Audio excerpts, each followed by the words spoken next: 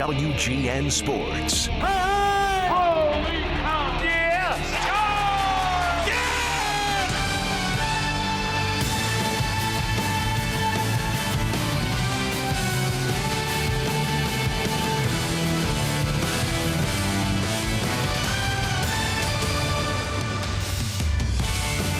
After a thriller last night, the question is, what will the Sox do for an encore in game number 2 at Tropicana Field in St. Pete as the Rays the opponent for the second of 3?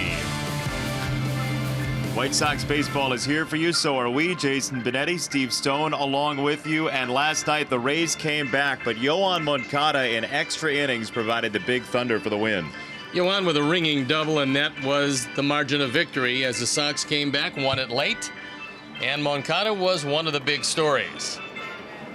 Alvarado throws him a fastball. He deposits it into left field. And then Engel and Anderson off to the races. Adam Engel scored what turned out to be the winning run, and the Sox win one late, which is a tough thing to do on the road. But Yoan in extra innings has been brilliant. 5 for 10 this year. He's driven in 5, scored a couple.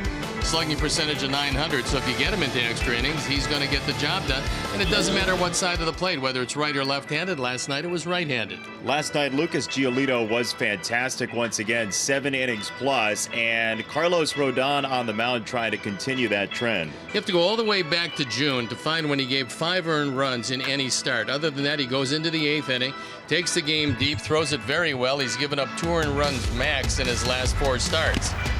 This is a guy throwing it as well as you could possibly throw it. And Toronto had no chance whatsoever against Carlos, as he was absolutely brilliant. He has been consistently, and hopefully more the same here tonight. His mound opponent, Blake Snell, coming off the disabled list, he's 12-5. We saw him early in the season, and he was pretty close to unhittable. This young man has 4 pitches. They're all exceptional.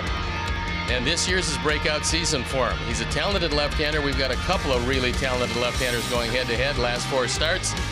Carlos has been brilliant.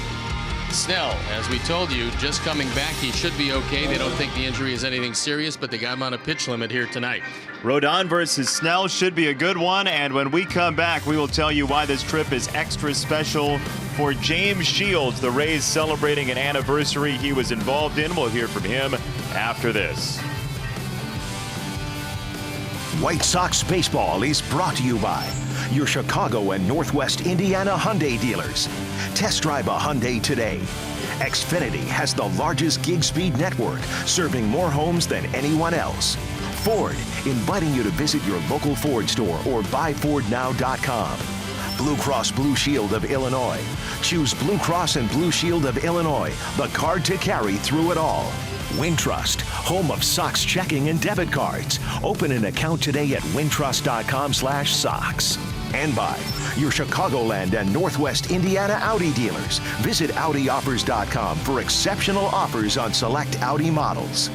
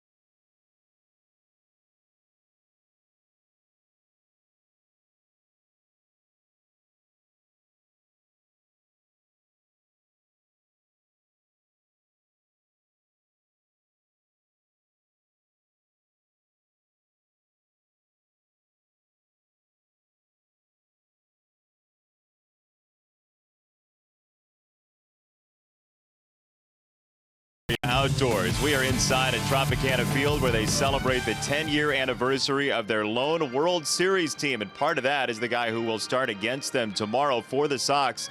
James Shields, drafted by the Rays, came up in 2006, World Series in 08, and here are his thoughts from the panel yesterday on that team.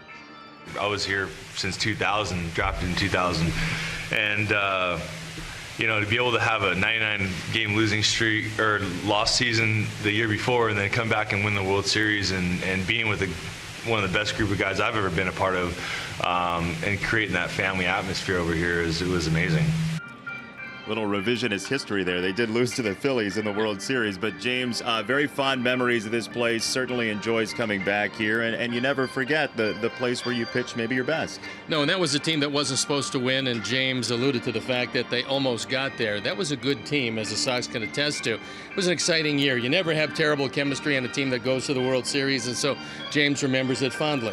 Certainly does. James Shields will pitch tomorrow against the Rays. Today, we have a wonderful young pitching matchup. Carlos Rodon against Blake Snell, and first pitch from Snell is coming up.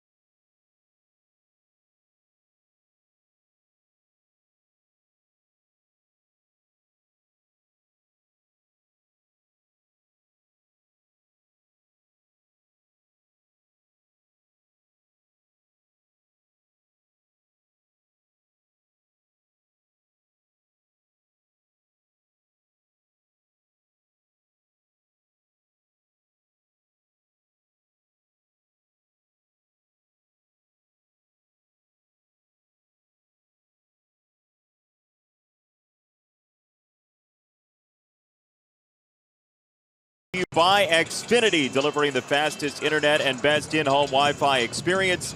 Call or visit an Xfinity store today.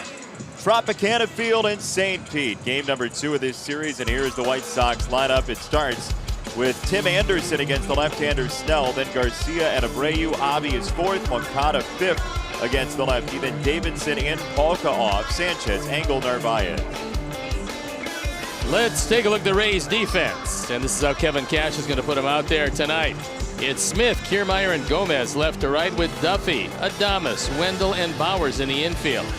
Jesus Sucre has the plate. Blake Snell on the hill, one of the fine young talents in all of baseball. He's 12-5 coming in. A sparkling ERA of 2.27. Opponent's batting average is 189. He's a 4-pitch pitcher. He's got an excellent curve and slider both, and he can rush up that fastball. So we'll take a look at what he throws. Mostly 4-seamers, as you can see, and then the changeup, the curve, and the slider in the neighborhood of one another. So the umpires for the game tonight, John Tumpane has the plate.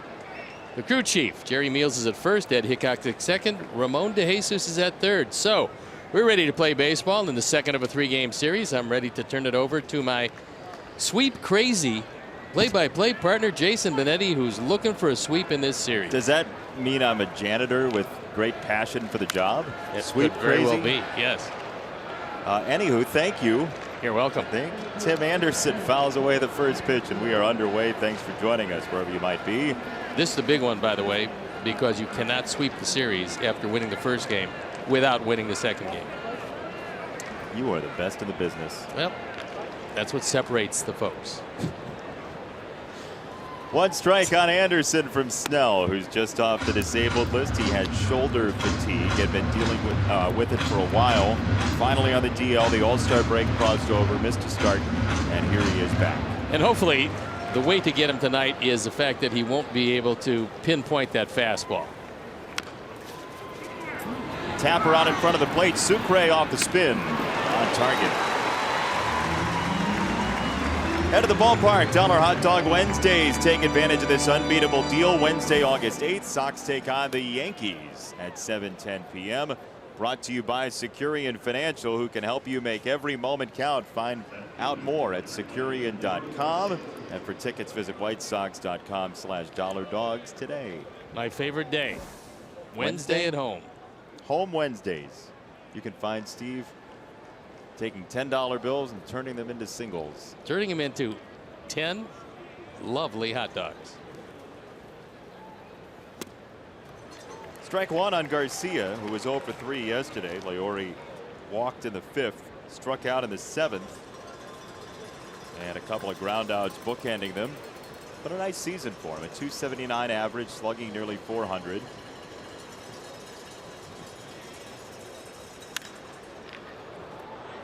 Cowbells are working overtime early on. This is a celebration this weekend of the 2008 World Series team. And if you recall, it sounded like there was a stampede in here during that playoffs. There was a number of cowbells, and seemingly more with each and every game. Well, the good news for tonight, even with the ground out from Tim Anderson, is the Sox had contact in the first 5 batters. Last night, Ryan Stanek, who was the opener for the Rays yesterday, went 1 2/3, and all 5 outs were strikeouts. That was their opener. They don't call him a starting pitcher. They call him the opener. Snell, however, he is a starter. As there is a strikeout. Sucre has been pressed into duty quite a bit. He clocks in for out number 2, and Abreu will bat. The key for Blake Snell probably was their change of pitching coaches to Kyle Snyder. He had Snyder in the minor leagues, and when he went down, he was most unhappy last year. Very unhappy to go down the minor leagues, but Kyle Snyder took him aside and said, look, son, you can be as good a pitcher as there is in baseball, but you're going to have to change. And if you're ready to change, we can work on that. We can make you as good as you can possibly be, but to do that, you have to do a few things differently. And he went down, didn't hang his head. He's come back. He is one of the best pitchers in baseball. And now Kyle Snyder represents his pitching coach, one of the tallest pitching coaches in baseball, if not the tallest. He's 6'7", 230. So Kyle did a great job in their minor leagues. When Hickey left to go to the Cubs, he got a chance to come to the major leagues, and he's done a great job with each and every one of their pitchers, but no better job than with Blake Snell. No, he's an all-star this year, and he should have been an all-star during the vote. He was a substitute into the all-star game, but had some of the best numbers of any pitcher in the American League at the time the teams were originally announced. And when we saw him back at Guaranteed Rate Field in early April, the only way to beat him was wait him out. He walked 5 in that game. Struck out 10. Right off of him, and he kicks it into right field inadvertently. Abreu smokes Snell with a 2-out single. When Jose gets on one of these runs, there's not too many pitchers that are going to consistently make him look bad. He's going to hit just about everything hard. This is no exception. He takes it right back up the middle. It's a fastball away. Caroms off of Snell, who fortunately comes away unscathed with that, but it is a base hit. And the inning stays alive. Just a couple of weeks ago in Seattle, we've talked about it. You could see the corner turn from Jose. He was 2 for 4 yesterday, hit a home run. Part of the Sox 3-2 win in 10.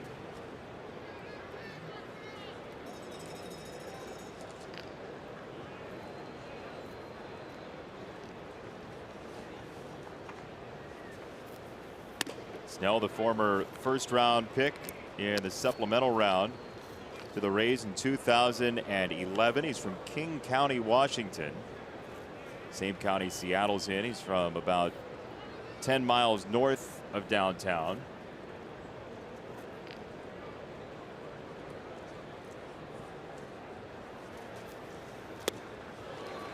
He'll throw both a slider and a curveball, along with a changeup that's very good as well. Well, it's really hard to believe that you can have a good slider and a good curveball consistently in every outing, but Snell has been able to do just that. He was a first-round pick back in 2011. On the ground, Adames to Wendell to retire the side. Runner stranded. Carlos Rodon, come on down.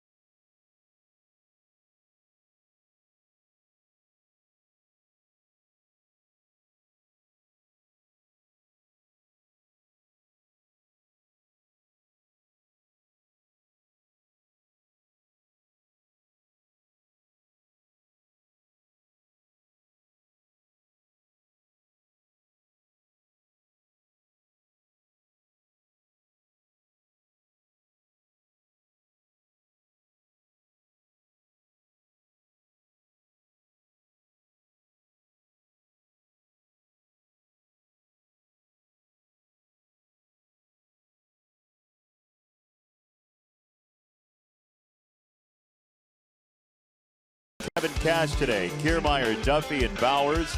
C.J. Cron in the 4th spot. He was 0 for 4 yesterday. Then Gomez, Wendell, and Adames. Malik Smith, Jesus Sucre, your starting 9. Let's take a look at the defense. Put out there by Ricky Renteria. It's the Garcias sandwiched around Adam Engel in the outfield. Then it's Sanchez, Anderson, Moncada, and Abreu in the infield. Omar has a nod behind the plate. We'll tell you about Rodon in a minute. First pitch, Hunting. Kiermaier, a ground ball to first, and Abreu takes care of him, 1 down. One pitch went out. You can't do much better than that. And Carlos has been red hot lately. On for his 10th start, he's 3-3, his ERA at 3 1/4. And the last 4 starts, he's been brilliant. The last time he gave up more than 2 earned runs in any start was back at the end of June. So things going very well there. You see the pitch types. That slider has gotten better and better as he's gotten stronger and his arm has gotten more durable. That slider's been much better. He says he feels as good as he ever has, just in terms of loose and smooth and free and easy. And he's showing you exactly what he's capable of when he does feel this good. That slider you're talking about, opponents this year are 3 for 44 against it. That's a batting average of .068. Sounds hard to believe, but I'm kind of surprising they had 3 hits, because when that thing just disappears low and in, it's really hard to get any semblance of the bat on the ball. You can foul it off. You're just not going to make good solid contact.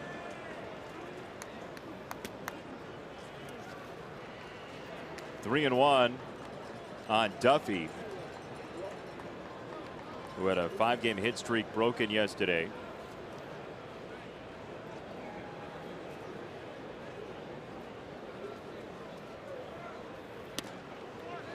Inside, ball 4. It's a 1-out walk. Join us as the Sox take on the Royals. It's August 18th, 6:10 p.m. First 20,000 fans get a Tim Anderson bobblehead presented by Guaranteed Rate, your trusted teammate throughout the mortgage process. Get started today at rate.com. And to get your tickets, visit whitesox.com. One of the keys to his first inning is not Bowers. It's Cron who's in the on-deck circle, because he's the guy that's absolutely killed Carlos. So you want to be real careful with him. In fact, you're hoping to get by in this first inning without facing CJ, but barring a double play, that's not going to happen. Bowers is not a tremendous double play candidate with all the fly balls he hits. But he did not look very good at all against Luis Avilan last night. Lefty out of the bullpen. Avilan took care of him in 3 pitches. Avilan throws a very big but very slow curveball. Carlos throws a little quicker stuff.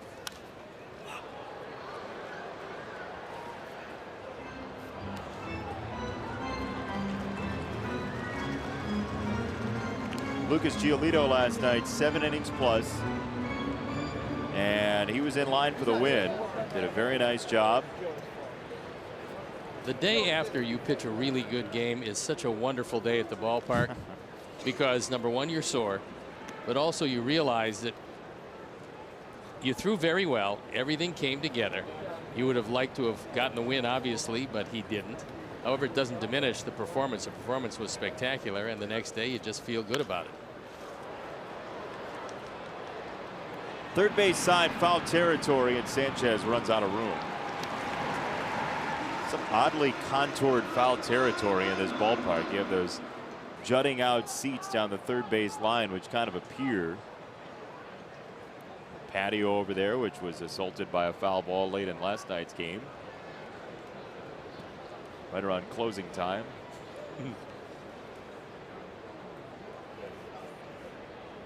0-2 is upstairs.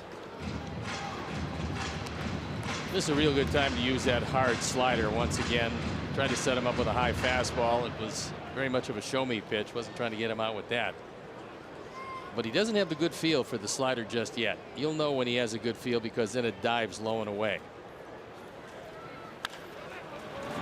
Abreu spins it to second, gets one. Return pass is late.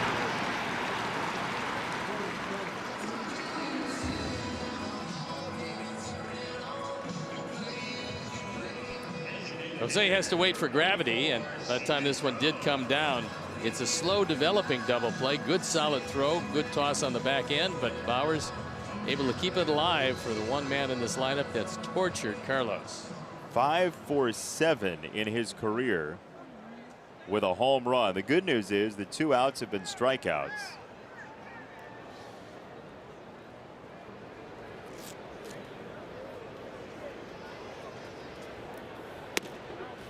Big season so far for CJ Cron, former Angel. And he's still a nice guy. He just doesn't play for the Angels anymore. Get pretty decent power to all fields, actually. But this is usually what happens when you have trouble with a guy. You know you have trouble. He knows you have trouble. Before you know it, you're 2-0. So you got to make a really difficult pitch on a guy that's worn you out. You put yourself in the situation that you can't be in. That's it. Now 3 balls and no strikes. And you would think he'd have the 3-0 green light, so you can't just lay one in here. Carlos Gomez next. We saw him late last night as a pinch hitter in that 3-2 Sox victory. Strike on the edge, 3-1. We didn't throw him a fastball. He threw him the off-speed pitch. It was 89. He put it on the outside corner. So even if you're looking for a pitch to drive 3-0, that wouldn't be the pitch.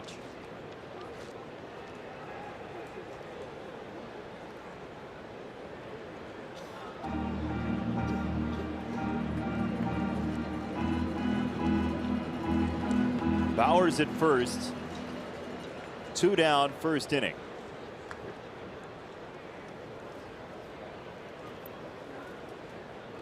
And they've got him hung up.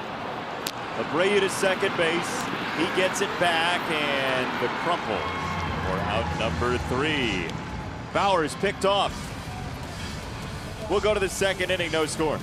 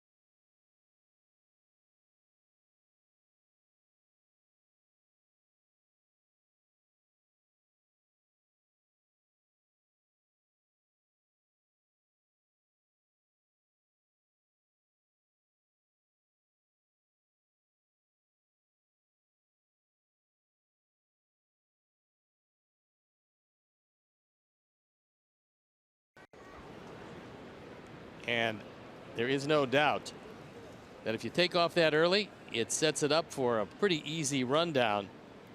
And Bowers is cut down. When you think garages, think Damley's.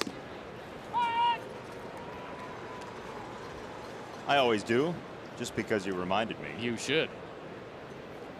Yoan Moncada, who's now 17 for 98 from this side of the plate. However, last night, the Rays walked Tim Anderson to get to him against the left-hander Alvarado. And Yoan put up his 5th double of the year against left-handed pitching. He's got 17 hits against lefties. 7 have been for extra bases.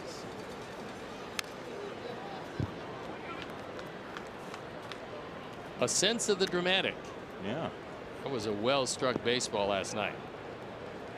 The thing that the Sox are hoping is that Snell reaches that limit. They won't talk about how many pitches will be the limit tonight, but it's not going to be triple digits. He will not hit 100.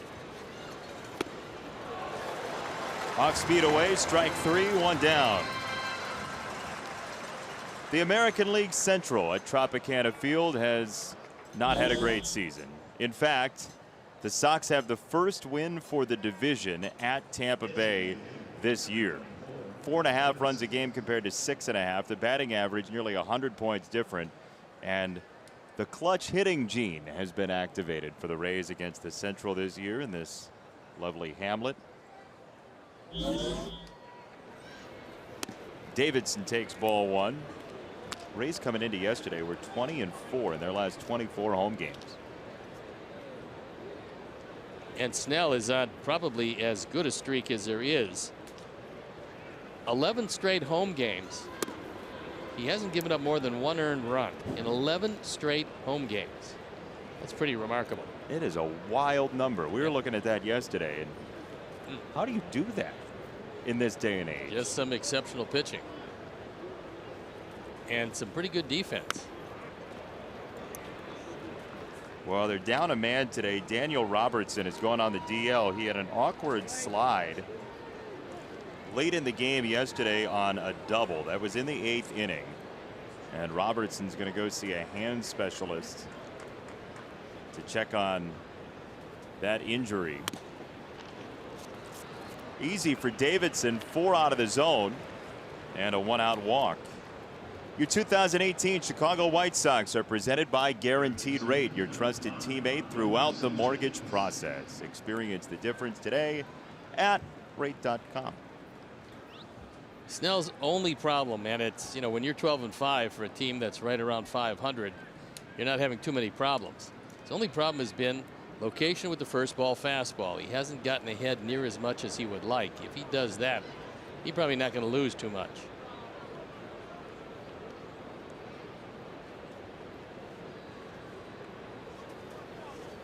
It was late walks in his start in Chicago that started to unravel the game for him. Sox tried to come back in that game and fell by a run.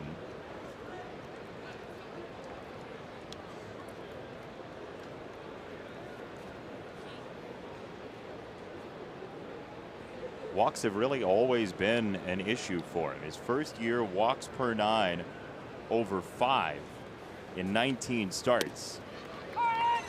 Then his second year in the majors last year, it was down to 4.11.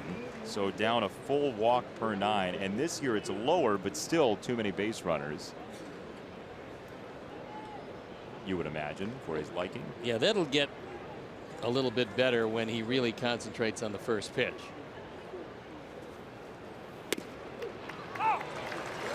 When you talk about concentration, you're out there, you're alone, you're focused on the game, but there are different levels of it. Right. It has to become your whole world. That pitch, these young pitchers especially, and young left-handers particularly, they seem to have more difficulty with their control than young right-handers for whatever reason. And it takes them a while to get a good feel for all of their pitches early in the game. Way in the dirt. And 2-2 on Sanchez. Good block by Sucre as that ball almost got by. And with it, Davidson would have wound up in scoring position. That's not the case now. We saw last night the value of one base because the Rays in the 10th inning had a leadoff walk from Malik Smith. Kiermaier tried to bunt him over and popped out, and then suddenly Duffy grounds into a double play and the game's over. It's not available if either Smith steals or the bunt gets down.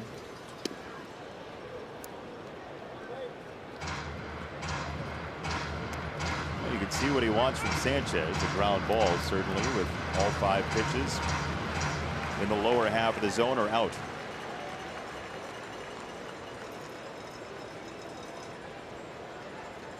Three balls, 2 strikes. Line to left field and down. Davidson on his way to third. Smith finally plucks it out. Matt's on his way home. Throw to the plate is in time. That's a couple times these Rays have gone through the entire process of getting a ball, making one good relay, then making a second good relay, as Joe McEwing now wants to take another look at it at the plate. See if Matt Davidson might have slid by him untagged, as this one goes to the corner and rolls all the way to the wall. It's 7-6-2. We'll see if it holds up after the appeal. Good solid throw, good pick. John Tumpain says he got the back. Looked like the back was tagged before the hand went down on the plate. Yeah, if Matt got it with his leg, he was probably going to be safe.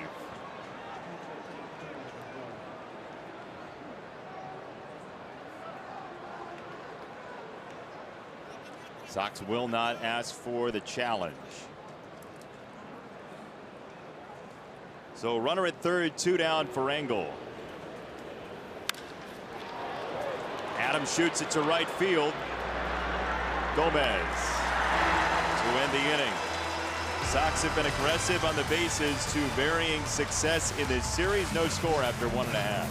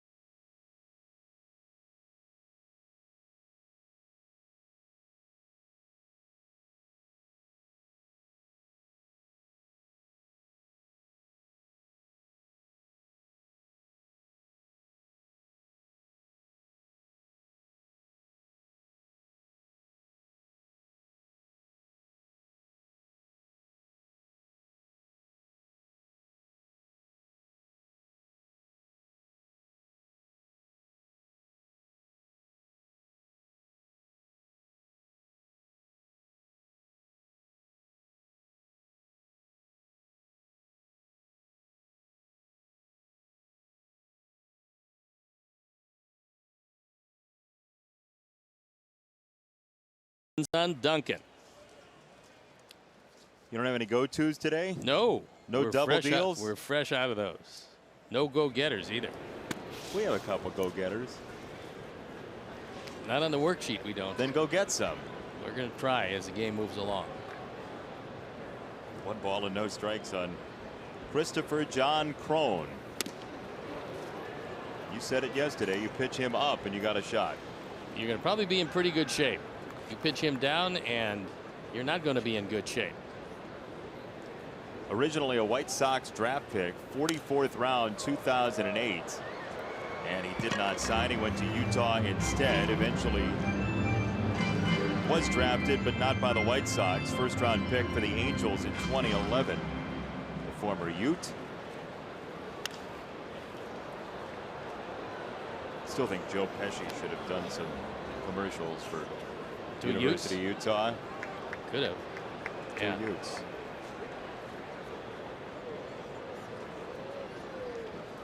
One and two. In the air, first base side. Look out for catwalks. Abreu, Moncada. It's Abreu. One down. Carlos Rodon. First pitch swing percentage this year is up a little bit, which suggests, not much, but up a little bit, which suggests that he's throwing more strikes early on, or teams are saying we just don't want to get to that slider. I think it's a combination of both. I think he is using better control this year, but I do believe that the slider's been so good that a lot of teams are saying, hey, if you get a first or second pitch fastball, you might as well swing at that, because if he gets you to 2 strikes, you got no chance against that slider. Yeah, you're as good as done. Fouled away by Gomez for a strike.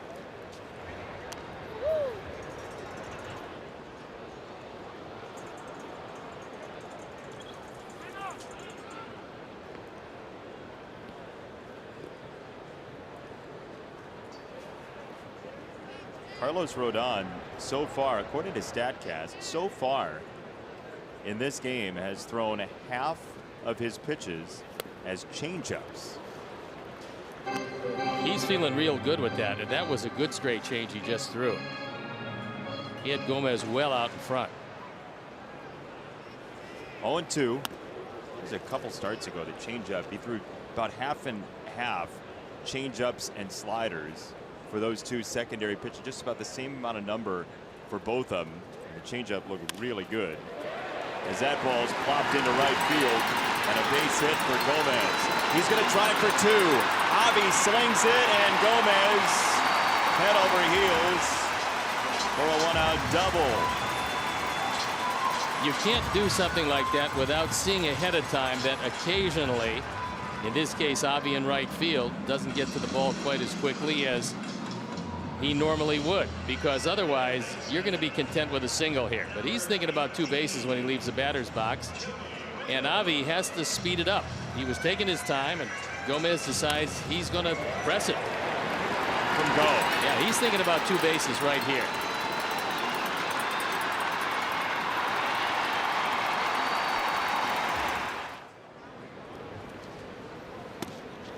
That's inside and not caught. Narvaez puts it on the deck, and Gomez to third. Yeah, that'll be a pass ball.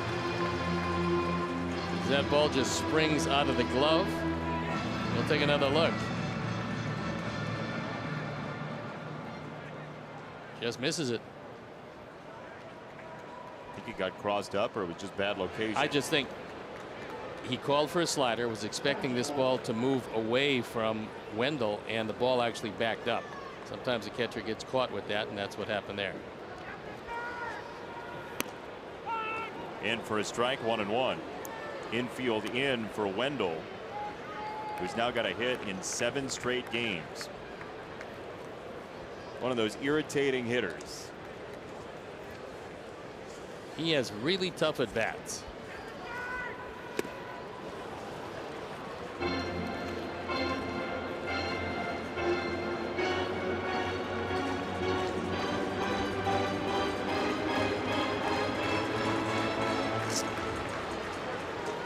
Carlos could use a strikeout here. He's going against their best in Blake Snell. He's got the strikeout upstairs. 2 down. Where a lot of pitchers don't necessarily go after strikeouts, there's a situation where Carlos knew he needed one. He couldn't have any contact here because on this artificial surface, even on a chopper, sometimes the ball just doesn't come down, the run will score. Carlos has turned into a thoughtful pitcher. And now A look over at third on Gomez, who went sliding back. The homer's having some fun with him. Standoff continues. And he finally puts on the brakes.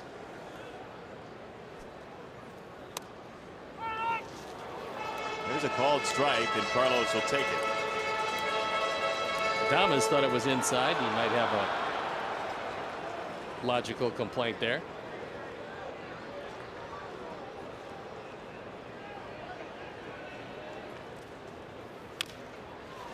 Wrapped toward third and foul. 0-2 on Adames, and with such a young hitter, Carlos has some options here to strike him out with. You can pretty much go anywhere, but the one thing you have to bear in mind is occasionally the ball has gotten by Omar. So you're going to try with the fastball first? Face high fastball would be good. In the dirt, Omar blocks it.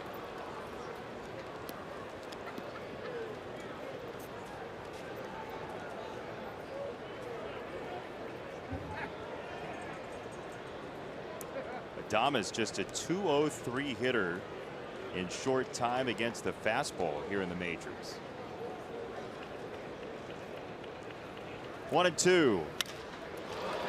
Grounded up the middle. Anderson's over on it. Tim slings it and safe. Gomez scores to make it 1-0.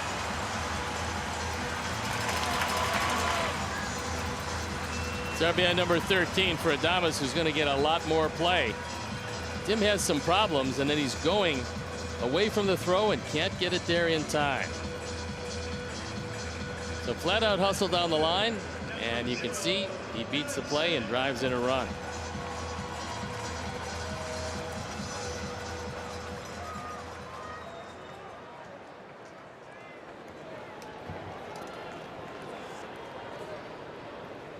Tampa Bay with its first lead in this series. And it comes in the second inning of game number 2.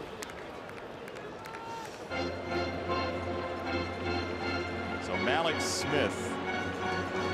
He's a very good butter, and you have to beware of that.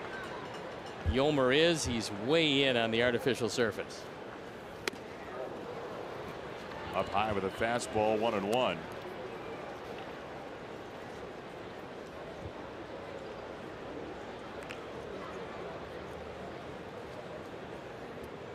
Average fastball today for Carlos Rodon about 90.5. Runners off.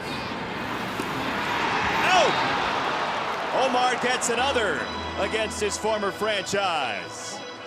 Adames caught stealing and will play the third.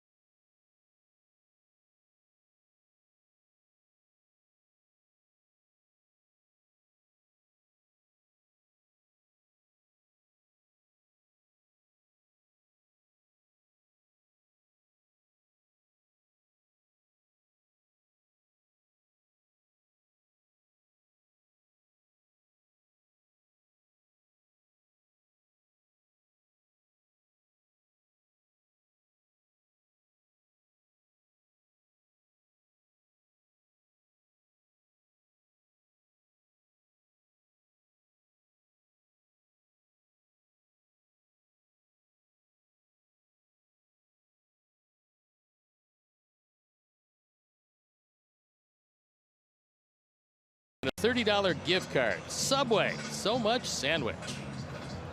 So much sandwich. Unbelievable amount of sandwich. Almost too much sandwich. Never too much sandwich. You don't think so? No. No, you're probably right. I concede. Narvaez, Anderson, Garcia coming up here in the third. As the Rays, very fortunately for at least a marketing perspective, they started as a franchise 1998. They go 10 years, make the World Series, and then every 10 years they can celebrate a new anniversary of not only the founding of the franchise, but also the 10-year later anniversary of the World Series team. Works out pretty well. Yeah, it works out very well.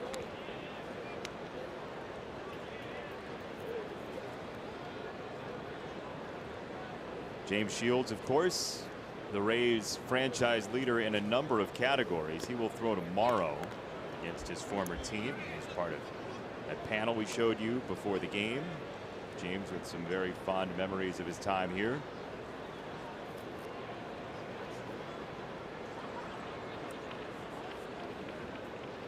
Two and one on Omar. Called a strike, 2-2. Snell's really kicking the fastball up. On an average this year around 96 miles an hour. Yeah, you really want to see him get to about the 85 pitch mark as soon as possible. You want to hit against that bullpen if you can.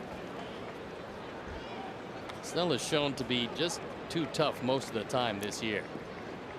But you never know how it's going to be coming back off the disabled list. He had shoulder fatigue. Says the shoulder feels good. We'll see how it feels when he gets to that 85-90 pitch mark. 3-2. Clipped foul. Well, that bullpen you're talking about, it's great for a card game down there. They could have 3 separate games of bridge going on. There's a lot of folks. Yeah.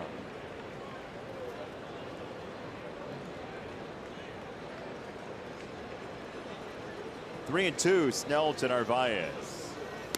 That's upstairs, ball 4 with every walk. The pitch count mounts, and we were talking about the 98 Rays team. Here are some of the names on that roster. Wilson Alvarez, our old friend. Roberto Hernandez as well. Dave Martinez.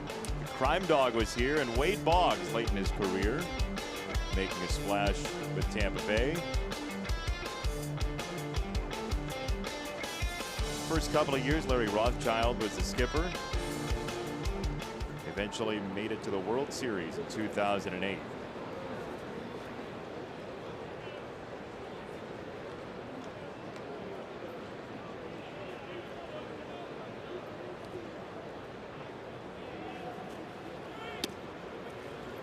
Just outside, ball 1 to Anderson. That's really been the case again here tonight, is that first pitch. For whatever reason, Snell does not throw it over the plate consistently.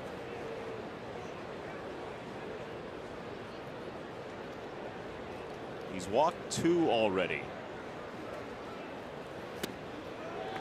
Now 1 ball, 1 strike. What's amazing is the Rays, all in one fell swoop, had so many firsts for the organization. 2008 was the first playoff team they had ever had. They end up winning the American League Championship the same year, then go to the World Series, lose 4-1. But that started a run of 4 playoff teams in 6 years, ending in 2013. And now Snell has really lost his control.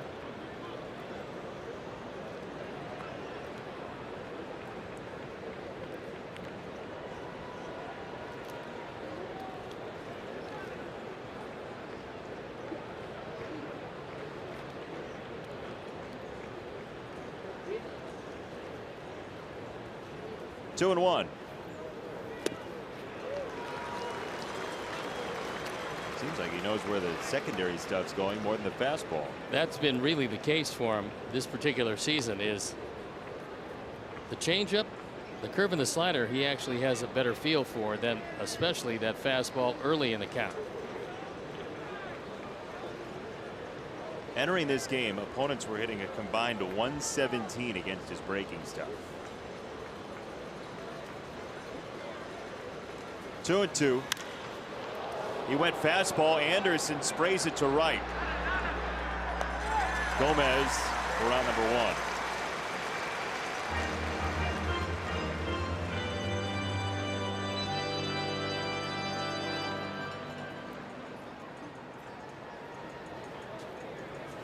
So 1 down. Garcia comes up.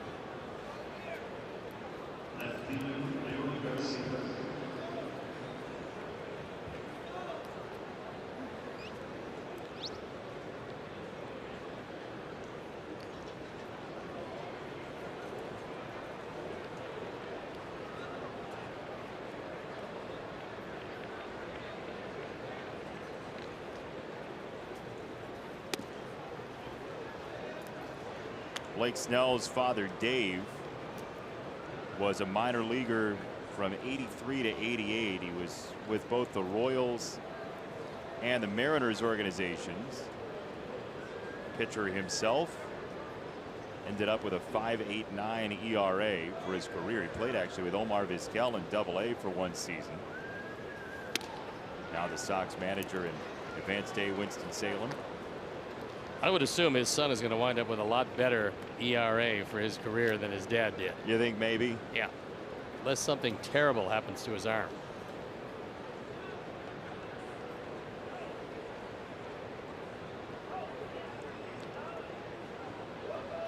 Two balls, no strikes. Let me give Dad a little bit more credit than I did initially. That was his ERA above A ball, was over 5. For his career full time for the minors, it was 3.54. So there you better. go. Began as a starter, then turned into a reliever.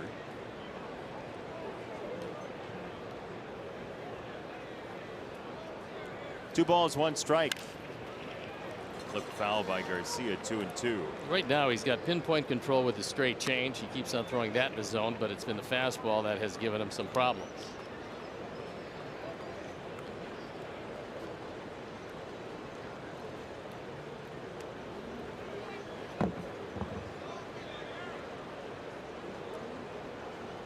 Two balls, 2 strikes. Narvaez at first, 1 out. To shortstop. Adames and Wendell in the turn. Well hit on the ground equals 2. And we'll play the bottom of the 3rd after this.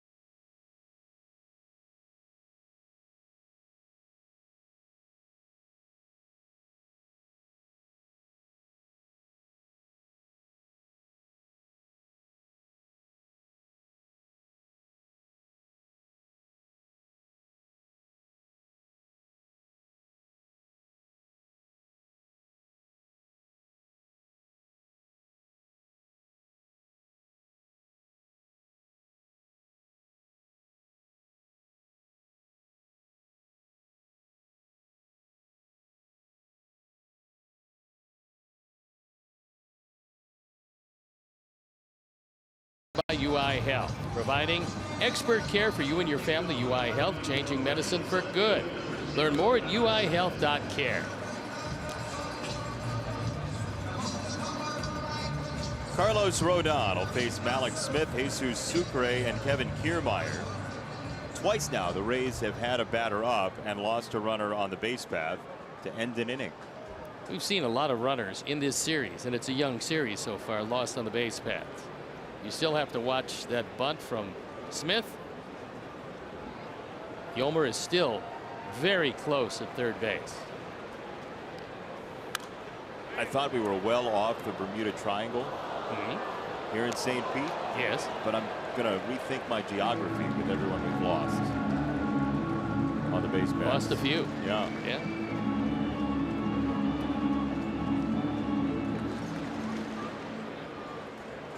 Oh, 1 to Malik Smith.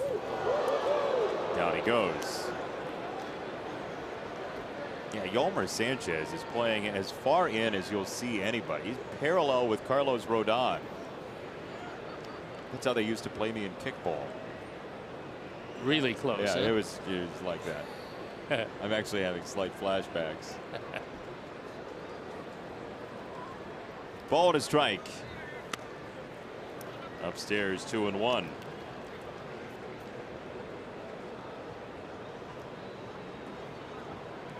When Carl Crawford was playing here, one of the iconic Rays of the first 20 years, he was the type of player who could kind of just outrun some things. When he was in his prime here, and Malik Smith kind of gives you that feel. He's not the same type of hitter as Carl Crawford, but on the base paths, he has that game-changing presence.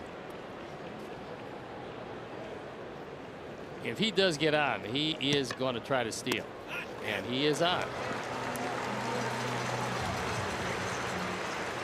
That's the second walk issued by Carlos. Just don't want to see those walks to the speed guys. The rare 2018 baseball venue that plays walk like an Egyptian. When someone walks,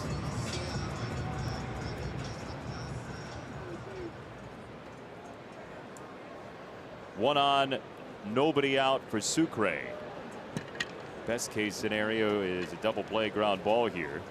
Carlos very quickly to the plate, and he gets a pop-up.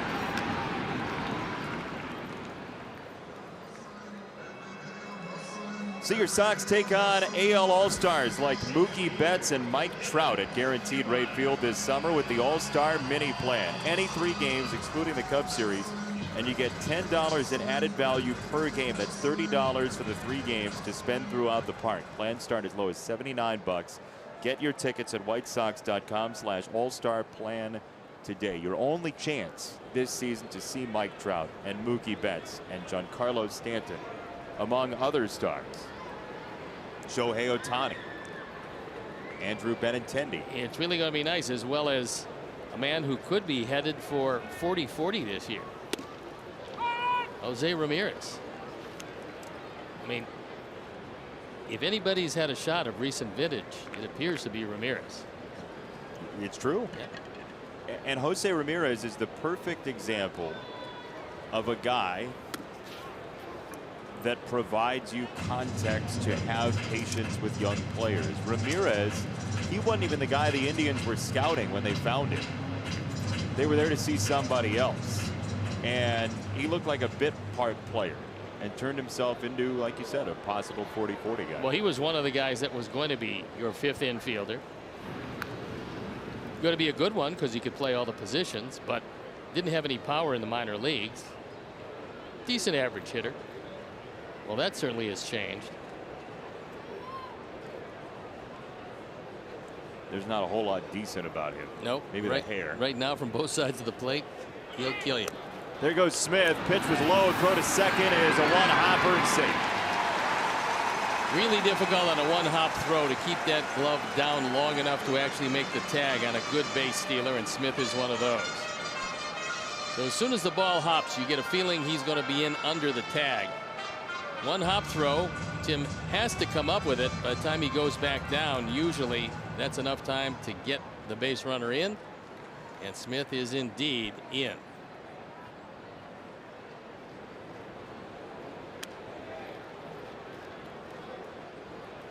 That's 22 stolen bags this year, been caught only 8 times.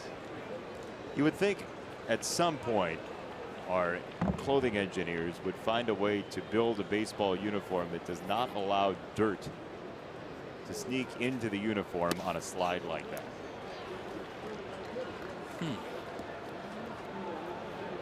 Well, how about miniature sewing machines?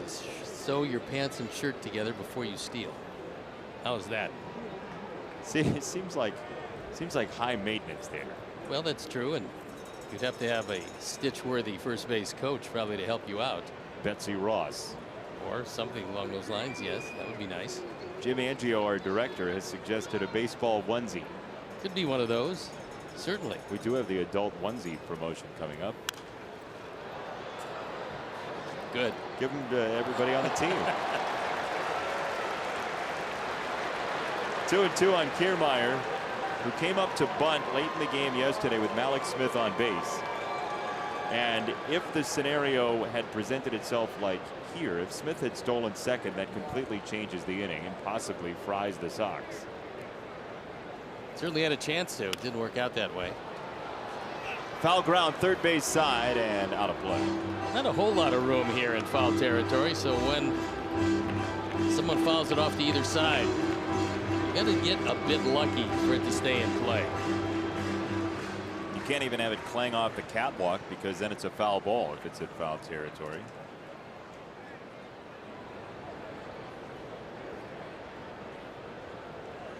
Smith at second base, 2-2.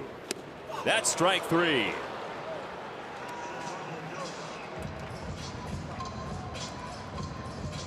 Strikeout number 2, and this is a slider. Picked a good time for it, and that was a good one. Bottom just fell out. The high leg kick, and Kiermaier cannot make any contact. Late break on that puppy. That was by far the best one he's thrown tonight. 2 out for Duffy, who walked on 5 pitches in the first.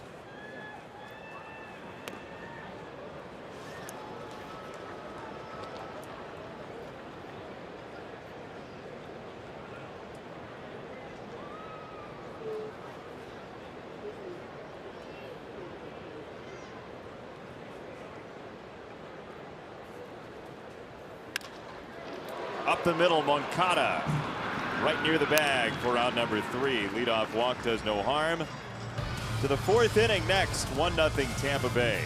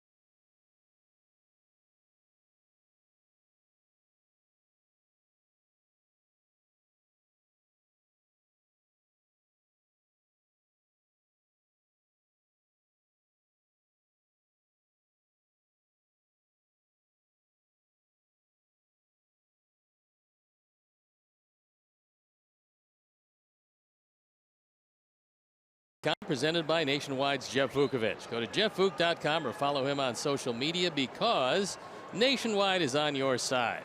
My side? Your side. That's great. Normally. But not today?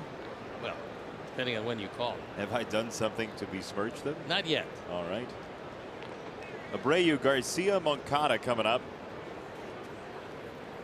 And a first pitch ball.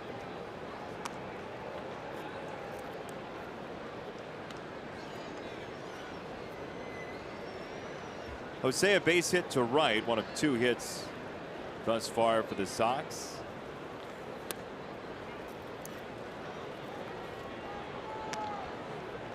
Neither pitcher has had pinpoint command so far tonight with 2 walks apiece, Snell and Rodon.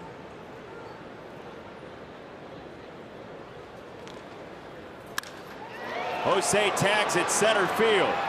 Kiermaier can only crane his neck. It is hammered out of here.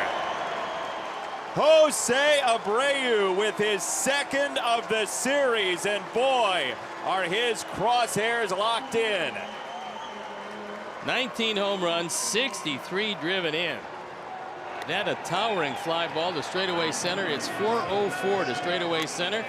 This one went against the hitting background, and Kiermaier took a couple of courtesy steps and then realized he was going to run out of room pretty quickly. Jose gets most of this one, taking it out of the ballpark, and just like that, it's a tie game. Come on, ride the train. He is as hot as you'd ever want to be.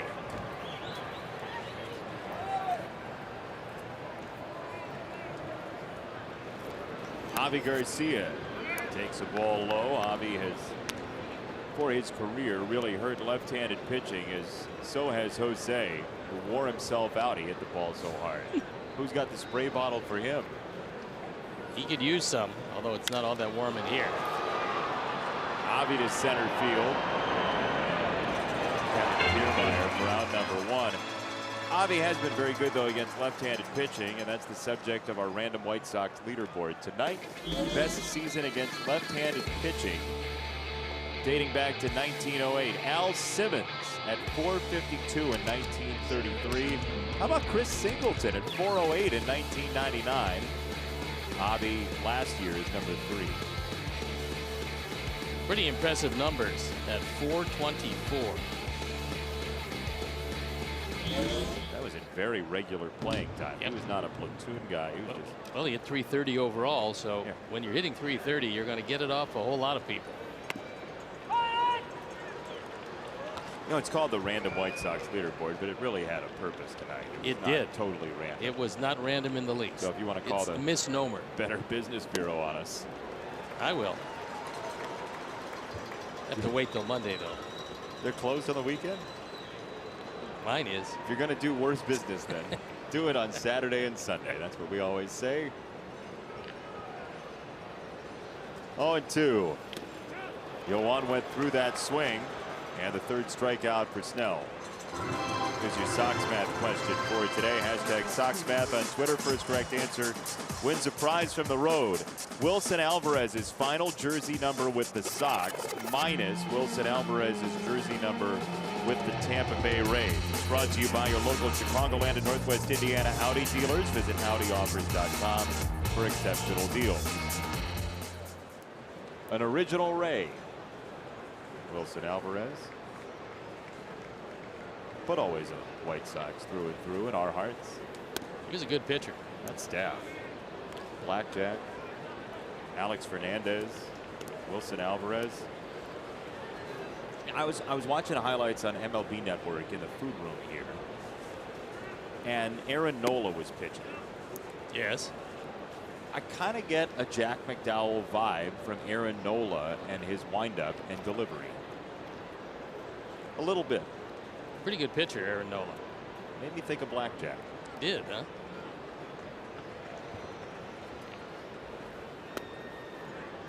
Three 3-0 on Davidson, who evidently has some sort of shield around him. That's 7 pitches, all balls from Snell.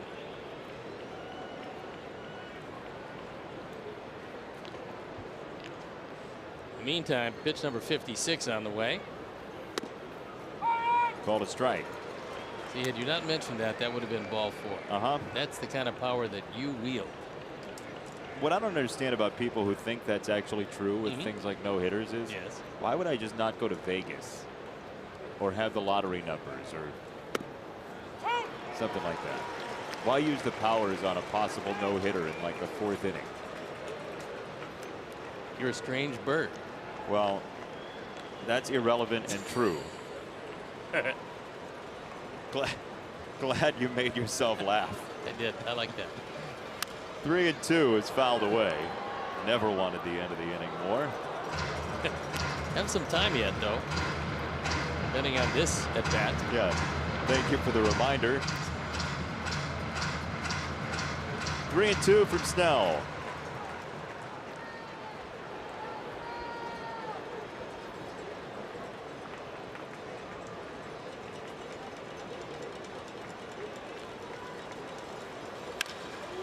Davidson center field. Kiermaier. The final out of the inning. However, we are tied. Jose Abreu absolutely demolishes a ball to center field, and we're tied at 1.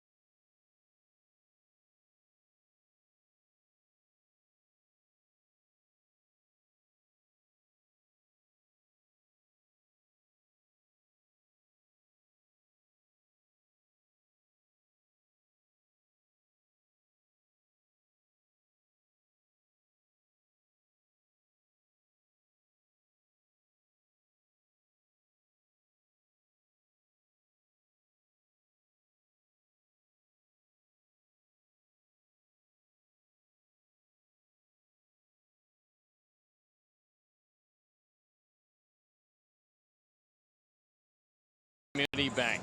Go to wintrust.com/White Sox to learn more. Wintrust Community Bank, member FDIC. Very kindly of the Rays, they played the clincher to beat the White Sox in the division series in 2008 on the video board. Nice of them. Don Cooper still feels like that if the Sox got to Scott Kazmir in game number 2 for a little bit more in the first inning. Sox went up 2-0 in that second game. Felt like if that rally was a little bit more with Burley coming back, the Sox would have won that series. That's what Coop feels. Would-haves and should-haves. If There's ifs lots, and buts there's were lots candies, of those. yeah.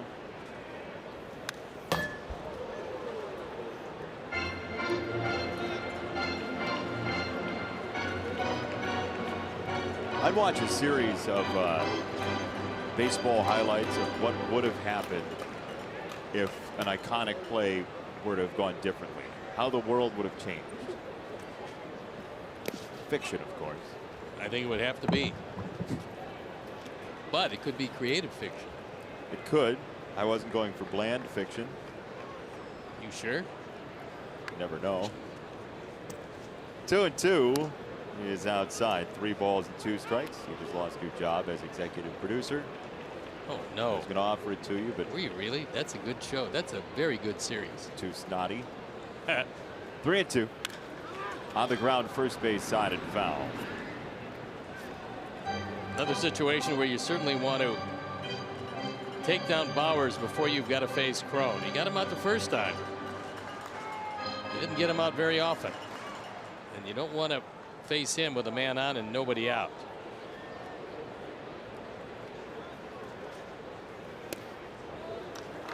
Ball 4. Leadoff walk for the second straight inning. And here's your Sox math answer. It was kind of a trick question today. Key Blaze 24 was in first. Wilson Alvarez wore 40, his last jersey with the White Sox, minus 40. His jersey number with Tampa Bay. He fell into a number that he liked. and decided to wear it in both places. So there's your answer. Nothing. We'll send you a manta ray. P-Blaze 24. Congratulations. Wilson Alvarez, though, his first year with the Sox, he wore number 38. That was back in 1991. He switched to 40 in 1992. And in case you have a Wilson Alvarez Rangers jersey from 1989, he wore number 43. Man of many numbers. In case you were wondering, or you have a conversation with him at some point in the future, that's what Steve sounds like when he feigns interest. That's it. No, that was, I mean, he could have worn many more numbers also, I believe. What, 20 other teams he played for? How many teams? He only played for Tampa Bay and then the Dodgers.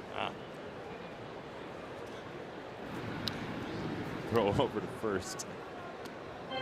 Bowers is there, and Crone, who popped out to first in the second inning.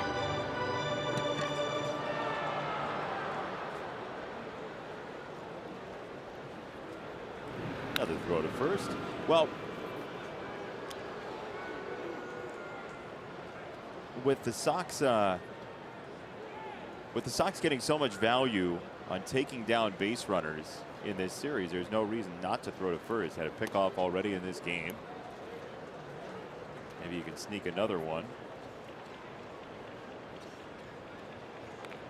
Got a feeling that Bowers is probably not going to wander off first base quite as much as he did the last time.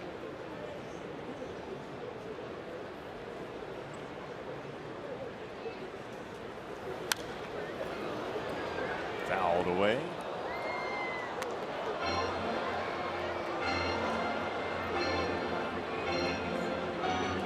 '61 pitches already for Carlos Rodon.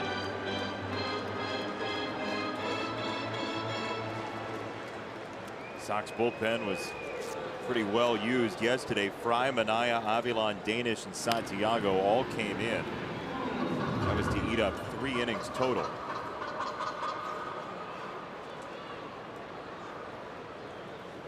Carlos has patented the no t-shirt look.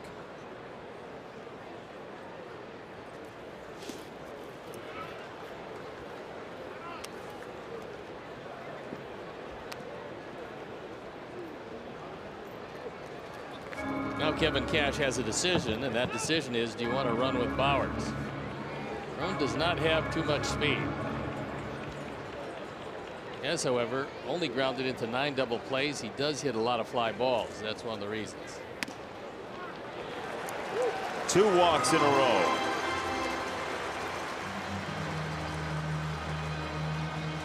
Well, Tampa Bay has the 8th best on-base percentage in baseball.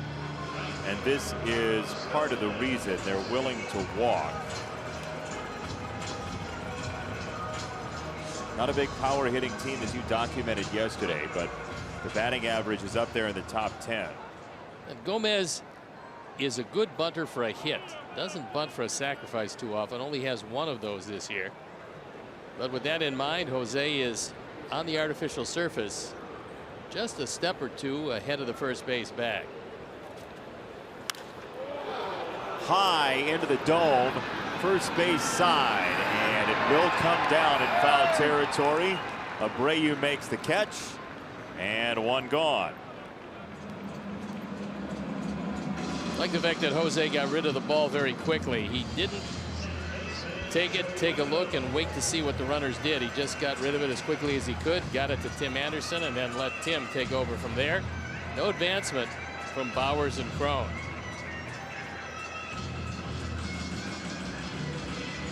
Jose has a great respect for the game and the small things within the game. Does he execute every time? No, nobody really does, but he's thinking the right way typically. Well, he's also exceptional on pop-ups. That's one of the things that he is very good at. He wants to take them all and does a nice job most of the time.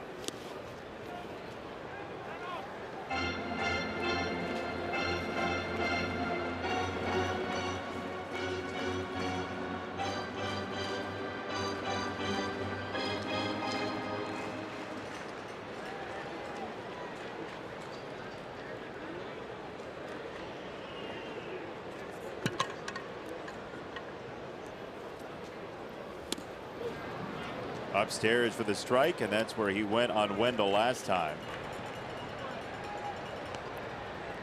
Yanni Chirones loosening up in the pen. He was a guy we thought we were going to see second in the ball game last night, but that didn't work out that way. It was a change made on the fly. He is one of their starting pitchers, actually. Anderson, Moncada fading away. Sing.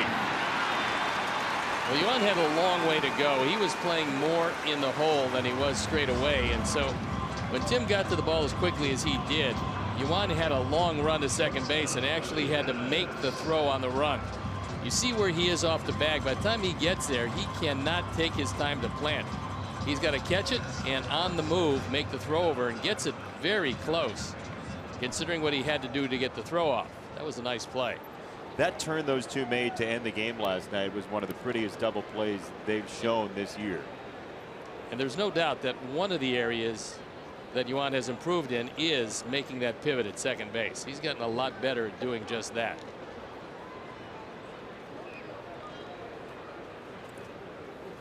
Willie Adames drove in the run in the second inning. It was on an infield single.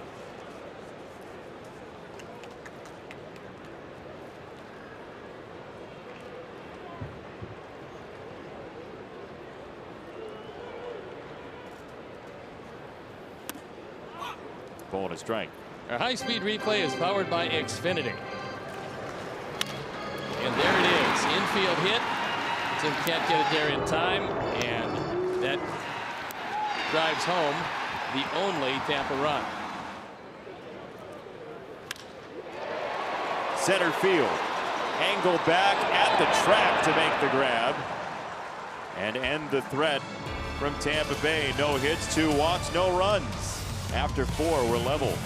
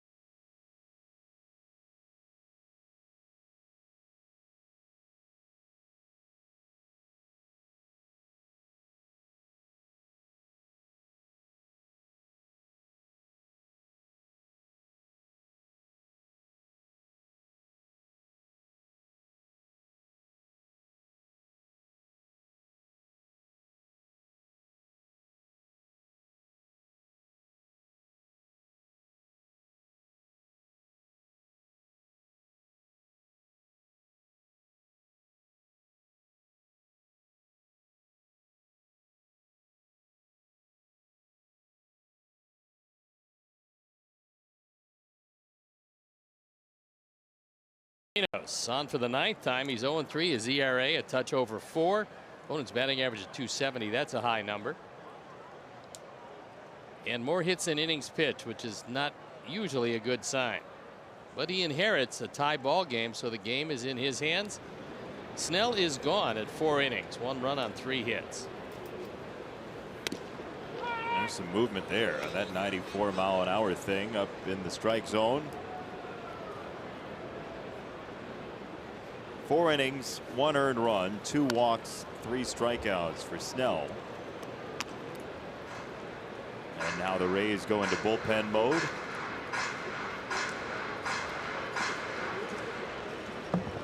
They had a bottom half of the league ERA when they started this opener stuff, when they started using relievers to start games. Now the ERA is 11th best in Major League Baseball. When they started that, they did it because they had 4 starters. And they were going to use that as just 1 day a week, have a starter or an opener, and then you bring in the guy you want to eat up the innings as the second guy in. Well, then all of a sudden they lost another pitcher, and then they lost another pitcher. And now, with Archer traded, they have only 1 guy who's a bona fide starter. So it wasn't ideally that this is how they wanted the entire rotation to look like. It was what they were forced into doing. Not necessarily a bad idea, but I don't think that you can use it over a full year if you want to compete. I think it will get you close to competitive, but I don't think you can win a division doing this. And they've shown, I mean, a remarkable ability to get at around 500 doing it the way they're doing it. But over the long haul, I think it is difficult to sustain long winning streaks like that. You think it's patchwork, get the car back in the race, finish 10th, get some points rather than win the race. Yeah, I don't think you can win the race with this situation. I don't think they ever planned on having this kind of situation. But sometimes out of great desperation comes great creativity. They were losing starting pitchers like crazy, and so they had enough good arms out of the bullpen that they thought for a short period of time, show them that one good arm and then go from there.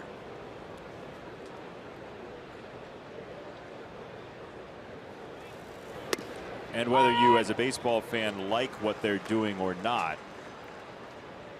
you at least have to give them enough credit to say this thing has not gone south. No, it's worked for them. They've actually stayed afloat and still have a very remote, and I'll stress, a very remote chance to make the playoffs. But they still have a chance, and they're still over 500, which in their division is a pretty good trick because you got Boston and New York there. You got to play them 19 times each.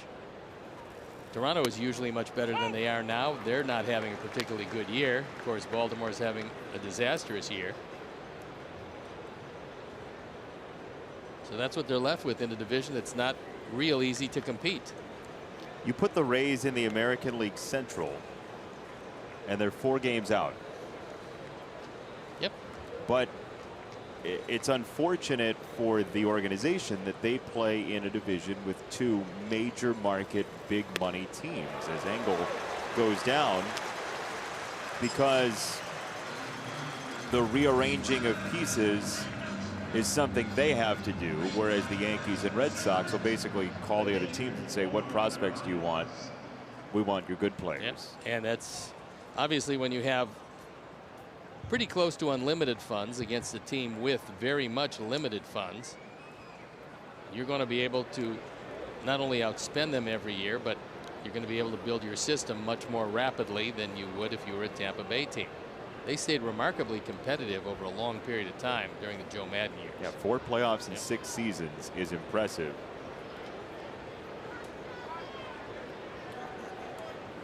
Omar Narvaez batting. And that's down at 96 from Chirinos. Yet another young player for Tampa Bay, a rookie, just 24 years old. He was born the day after Christmas in 1993.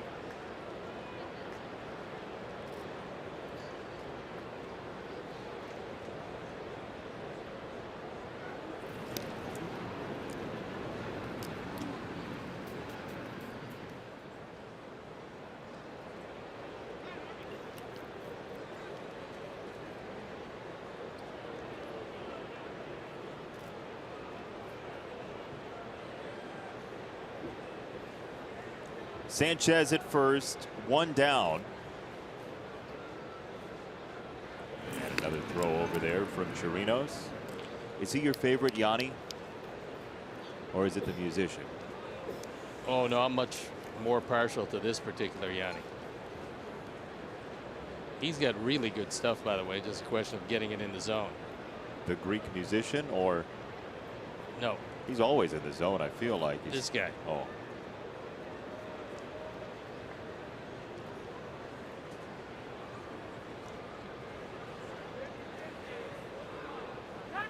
So you're not planning to go see the Live at the Acropolis 25th anniversary tour? Well, apparently we'll have enough time if this Yanni pitches.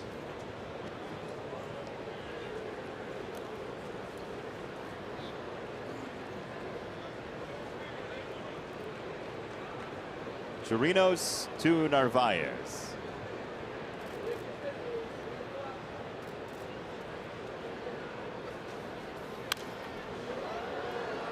Couple of Venezuelan-born players. Omar, a couple years older than Yanni Chirinos. Avi, during batting practice the other day, was wearing the Venezuelan arm sleeve again, which he has not worn in game since last year. That may have been a uniform policy issue. Could have been. Avi has great pride in his country, as do all the Venezuelans on the Sox roster. Left field and foul.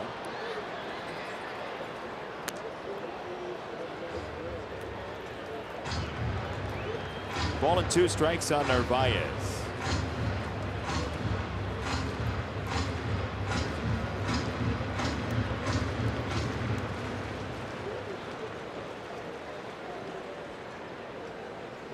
Omar slugging .584 since June the 1st. His average up nearly 120 points.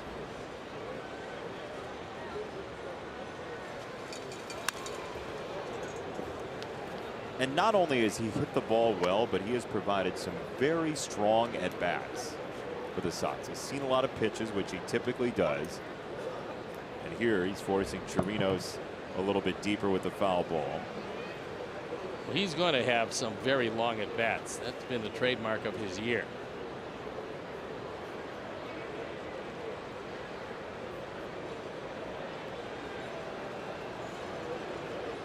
Sanchez at first. There he goes on the ground, and they'll stay out of the. No, they won't. He's out at second base. Looked like Sanchez might have gotten there. Instead, it's a double play, and the inning comes to an end. Quickly turned by Wendell, Adames, and Bowers. Sanchez is going to wait until the Sox take a look upstairs. Thought real time he might have gotten in there, but we shall see. He has to wait for the ball to get by and then the hop.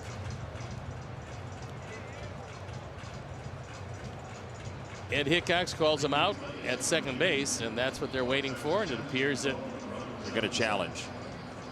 They're going to make the umps take a look at it. Looked like Yolmer was in there.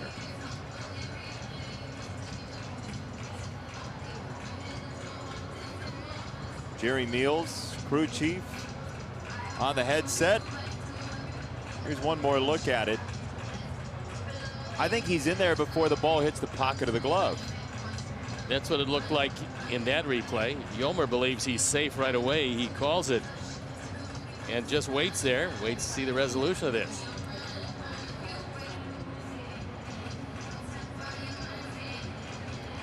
So Yolmer Sanchez running with the pitch in an effort to avoid this very situation. Was extremely close to getting in there on time or ahead of schedule.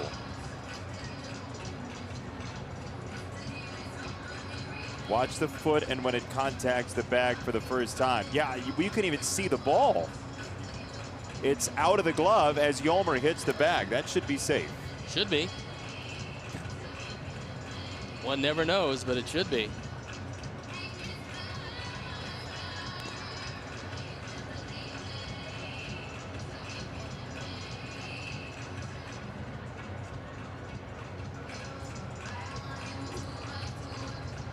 They're thinking it over in New York.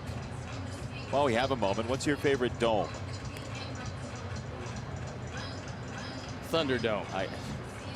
If I could have wagered money. You would have had that one? Yeah, I would have had it.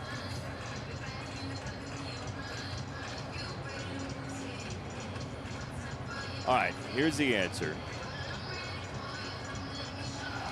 No, see, this is what gives replay a bad rap. We have the shot, the ball's not in the glove, Yolmer's safe.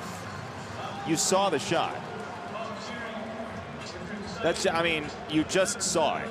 Well, that's what Ricky is saying. He says, hey, look. Like, we just had it on the screen. We've seen it. You can't, I think the umpires do a very, very good job. We just look at this. Just look at it. Like, freeze it on the back. Okay. Like, there it is. Ball's there, foot on the bag. Good night, game over, drive home safely, right? And not true. We're going to play the bottom of the fifth. As I settle Jason down. They're wrong.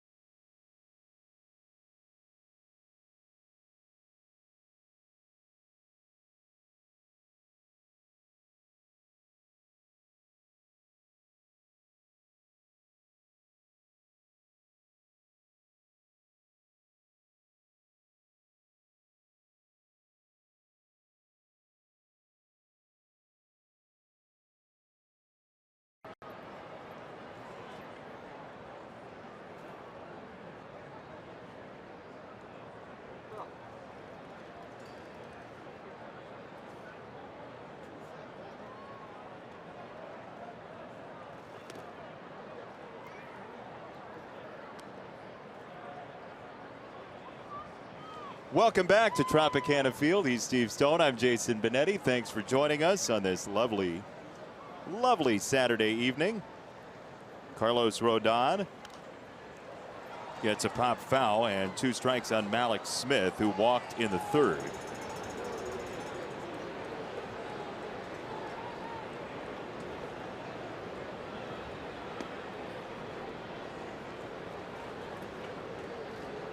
Carlos 4 walks, 2 strikeouts.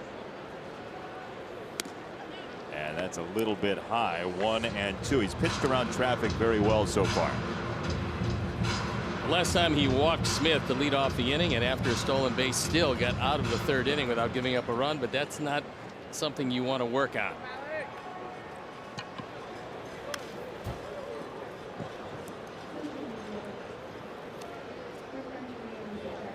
Ricky Renteria during the break, by the way, was ejected from this game for arguing instant replay accurately. So, well, I think it's the building. I think it is this building that brings out the worst in certain situations. Let me say this. Yeah. I really like instant replay generally. Mm-hmm. But when we have stop motion, a freeze of a ball outside of a glove when somebody's on the bag, it gives replay a bad name. And that's not right either, because they do get it right most of the time. But that one was not correct. Ricky Renteria came out to argue, and unless he flew to New York and argued, he wouldn't really be talking to the people who were in charge of the call. No. And then we don't get an explanation, and this is why I really believe Major League Baseball owes the in-park fans and all of you watching an explanation after the call, because if there's some part of that that we are missing for some reason, I don't think it exists, we should hear about it.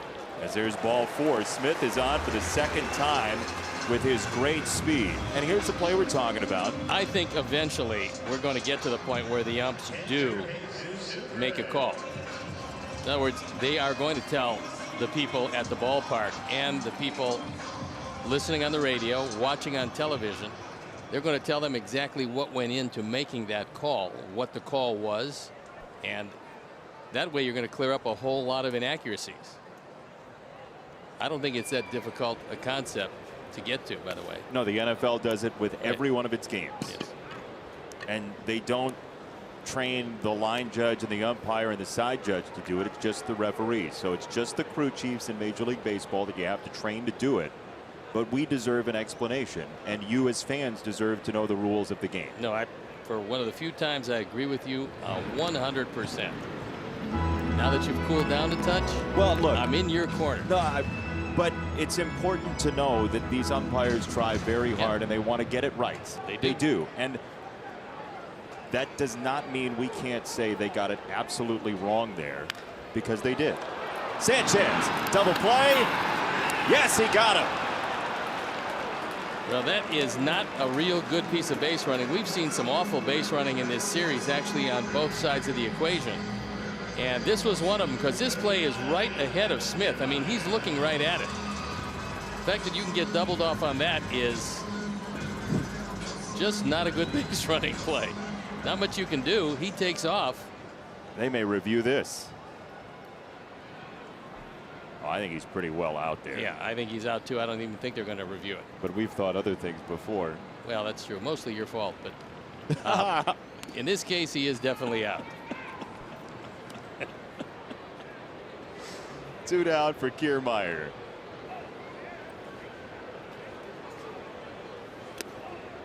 Pulled off another one. There's strike one.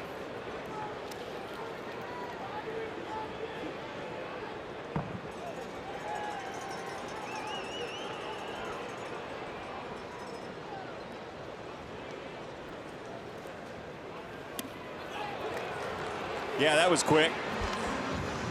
Kiermaier dispatched in a hurry, and we'll play the 6th inning after this.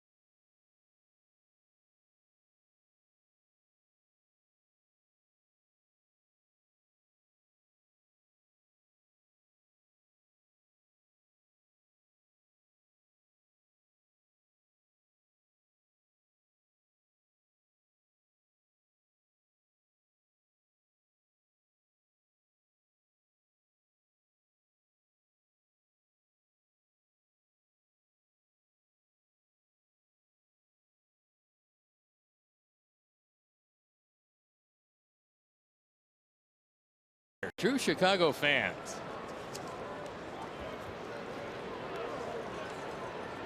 Top of the order for the Sox. Anderson, Garcia, and Abreu coming up.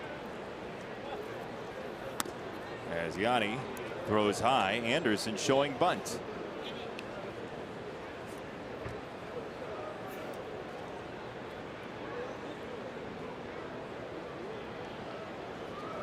(1-0). There's a lot of movement on that fastball. My goodness. I remember seeing him before, and he's got a really good arm. He's got a very lively fastball, and even though the velocities are not overwhelming, as we've seen from a lot of other guys, he gets more movement than most of them. to right field. Gomez backpedaling for the first out of the 6th inning.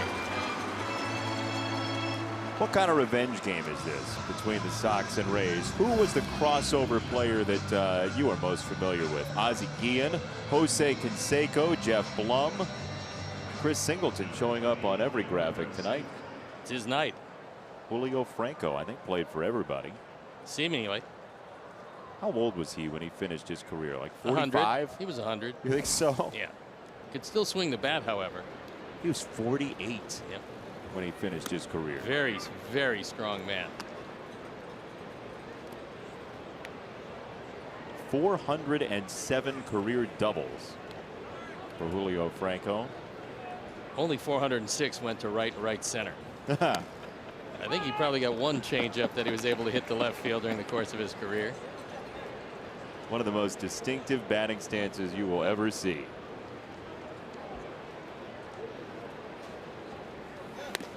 How'd he get around on pitches with that bat over his head like it was? Well, that's why he hit so many balls as hard as he did to right center field. He was very strong, had very quick hands, but just about every fastball he had to take the other way because he was in a strange position. I mean, that was just his batting style, and it produced a lot of line drive rockets to the opposite field.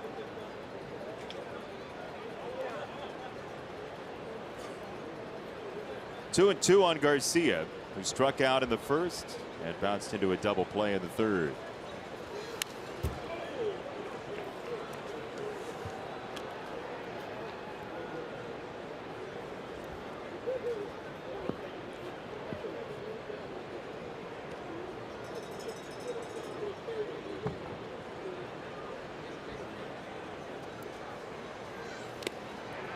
He went away from the fastball to strike out Garcia, and the 5th punch out for the Sox tonight. That looked like a split. The bottom just fell out of that one.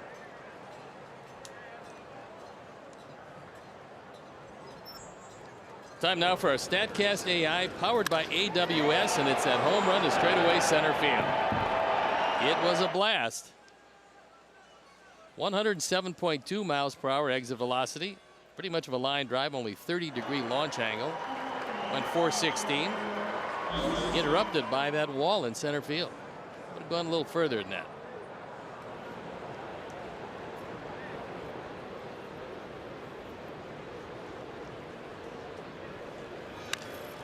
Ground ball foul. What the Rays are doing tonight, essentially by using Snell and then Chirinos, you've got what amounts to 2 starting pitchers. In the minor leagues, when one of your affiliates has too many guys who are starters that you want to be at that level, you'll see some guys piggybacking is what they call it. So one starter will pair with another, and you'll plan to use just the 2 guys all night, no matter the situation. Adames makes the call and ends the inning.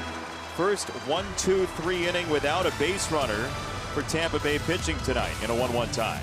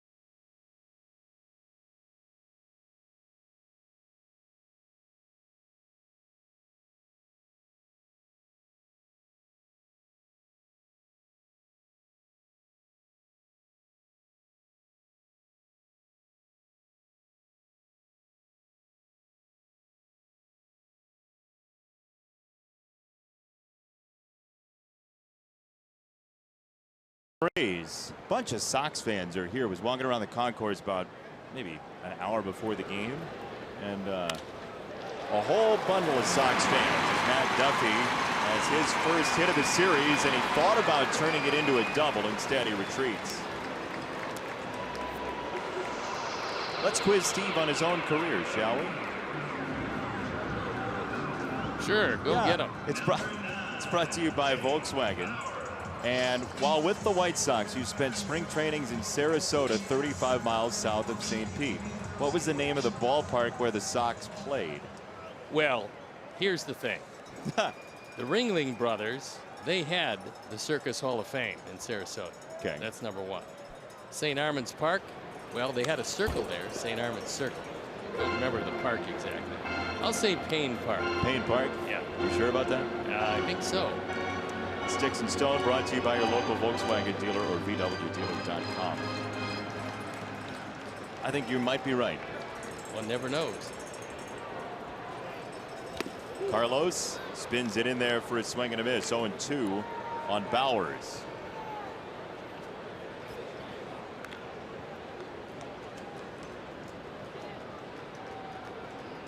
Three hits tonight for Tampa Bay. 5 walks, 3 strikeouts.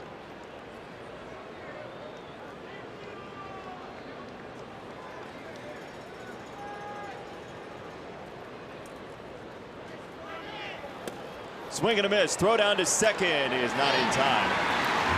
Rodon gets strike 3. Duffy takes a stolen base. And Omar says, take a look. His throw is off the mark. And Tim just had one shot. That was to try to tag his back. He didn't get it there. The call by Ed Hickox. 8th stolen bag of the year for Duffy, as the Rays try to run themselves into a run. They've played a lot of low-scoring games in this ballpark, especially with Snell on the mound. Especially now with Robertson out of the lineup. He was one of their more dependable hitters. He got hurt last night, went on the disabled list, so they're really short in this lineup. Throw to second. And Duffy's back. Carlos continues to torment left-handers in his career as Bowers strikes out. Career average for left-handers against Rodon is right around 220.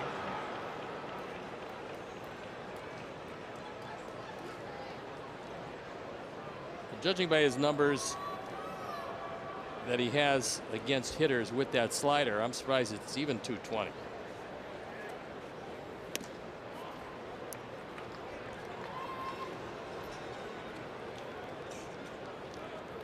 Here's a situation where, look, Cron is 5 for 8 lifetime against Carlos. He knows that he's had his number for the most part. You can't let this guy beat you. If somebody else in this line was beat you, well, that's the luck of the game, but you can't let this guy who's tormented you wind up beating you.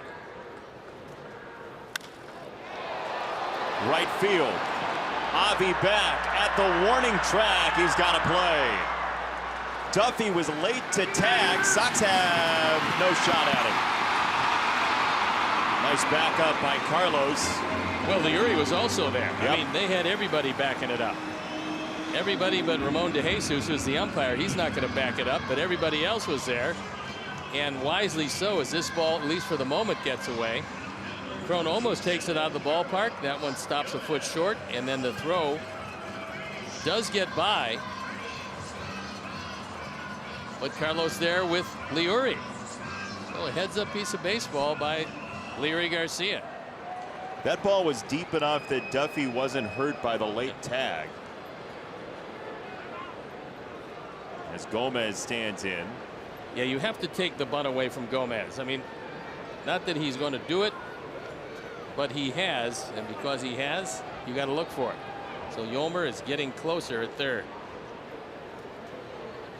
He has in his career, and they have in this series to get the tying run last night.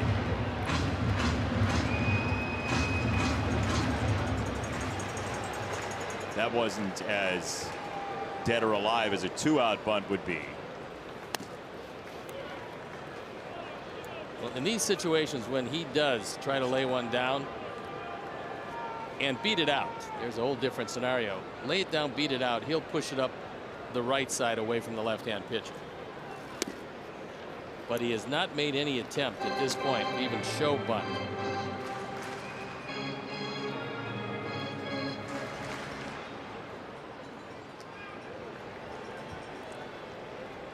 Two and one to Gomez.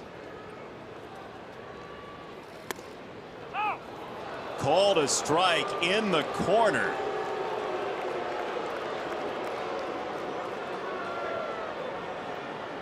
The crowd boos based on the reaction, but our pitchcast had it in the zone. That had a good piece of the zone. That didn't, unless the zone was on him and he goes limp.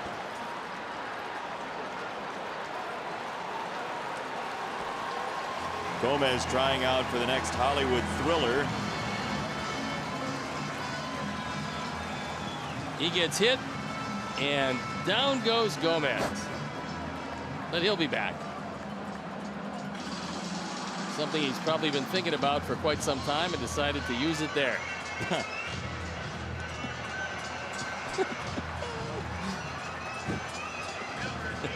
Look at how proud he is of himself. Yeah. That's great.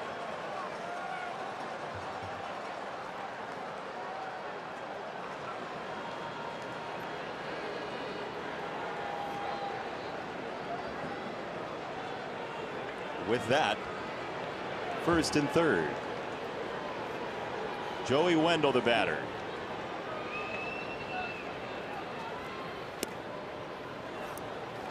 There's ball one. Every Hollywood actor gets very concerned when the script they're reading shows their character is going to bite the dust. Gomez, the first ever to really relish it.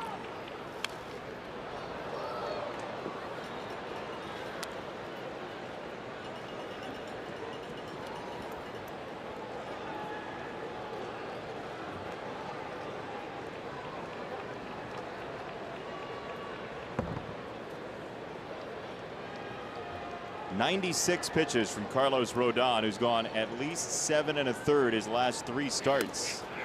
Runner goes from first, and Gomez takes second easily.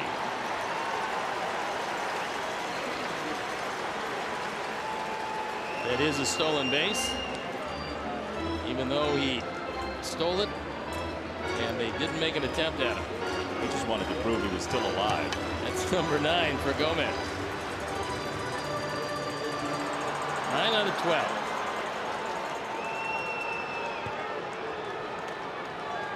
One ball, 2 strikes, and now Duffy rushing down the third base line draws a look from Carlos Rodon.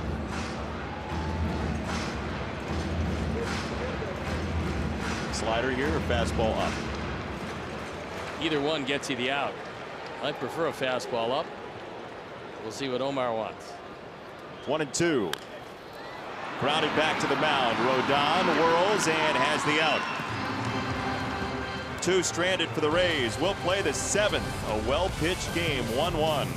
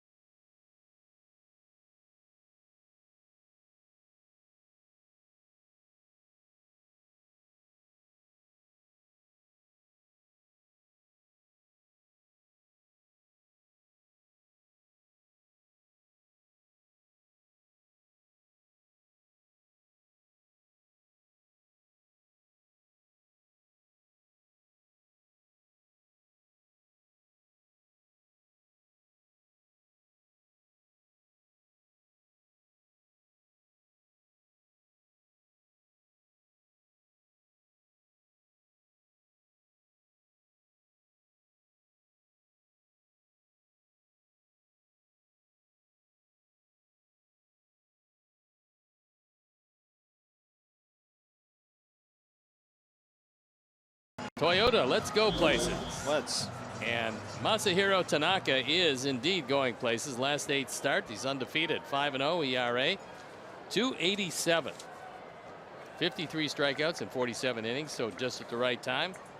Tanaka is starting to go places like Toyota. Well, the Yankees are going places, but not the right places. After today, they faced their former mate, Nathan Eovaldi. He threw 8 shutout innings in a Red Sox win to move that lead in the division to 8.5. Yeah, things aren't looking real good for the Yanks.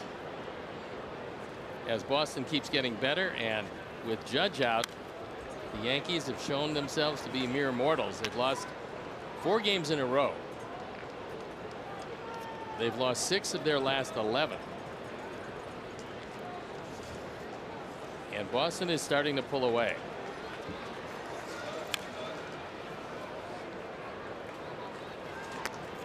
Here's your answer to Sticks and Stone, by the way. Okay. See if you were right. Payne Park was your answer. And you're right. Congratulations. You win the prize. We'll send you a prize from the road. Thank you. Yeah. I'll sneak it in your bag before you leave. One of those stingrays. I think so.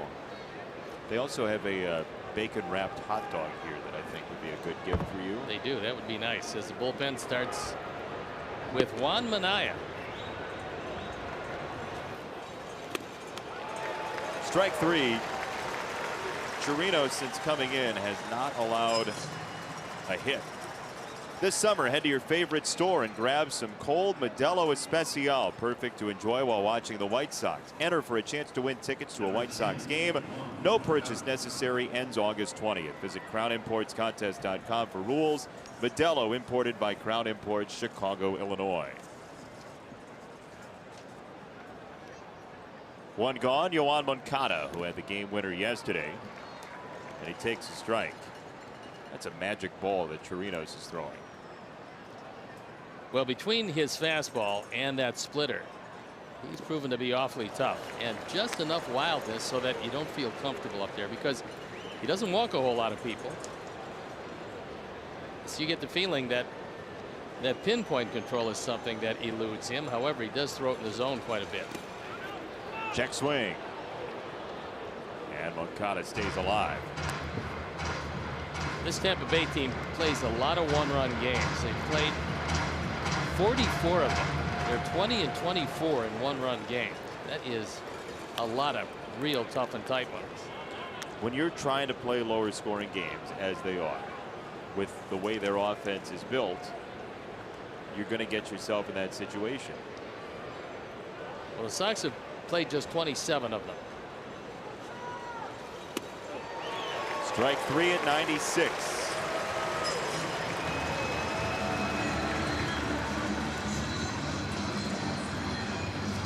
Three strikeouts for Yoan.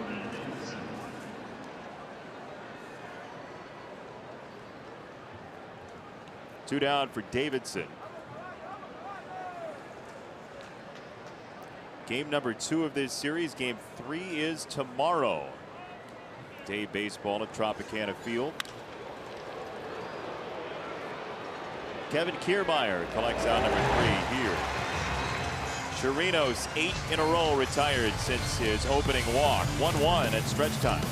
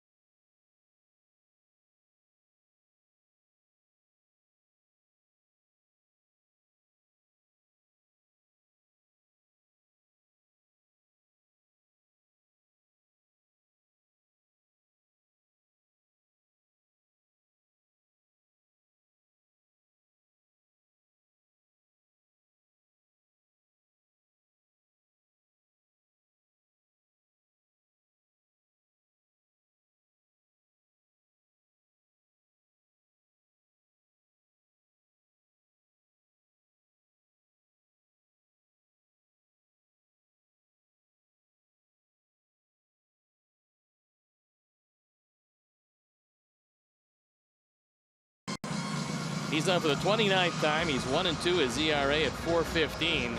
He threw in last night's game, pitched 2/3 of an inning, gave up a hit, a walk. He fanned 2 and got out without giving up any runs. Want the good news or the bad news? My boss insists on the bad news first. Nick Madrigal struck out. But he got a hit. He did. You already knew the news. I knew part of it. Yeah. You okay? The streak's over. Yeah, it is. I know. First time in A-ball. The young man, the first-round pick of the Sox this year, has struck out. Well, you figure it was going to happen sometime. He played long enough. Got to the point where we were actually fairly unsure that he might ever strike out. Manaea downstairs. So Carlos Rodon, 6 innings. He gave up just 3 hits, 1 earned run. 5 walks, 4 strikeouts. The hit batter Gomez, which should count for 2 after the acting job. But Gomez went up to Carlos after that during the break and made sure everything was peachy keen between them. As Garcia makes the catch in foul territory for out number 1.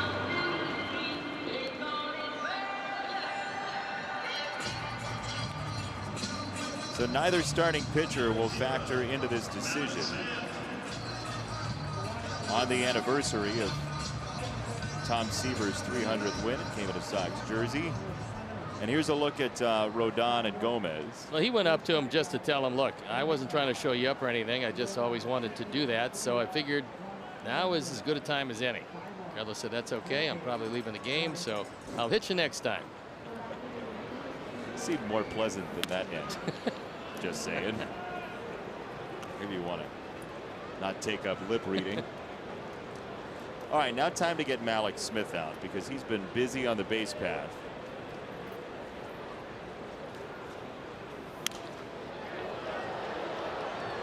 Seemed like everywhere we looked that first series against the Rays when they won 2 of 3, he was doing something. He hit the ball hard in that series.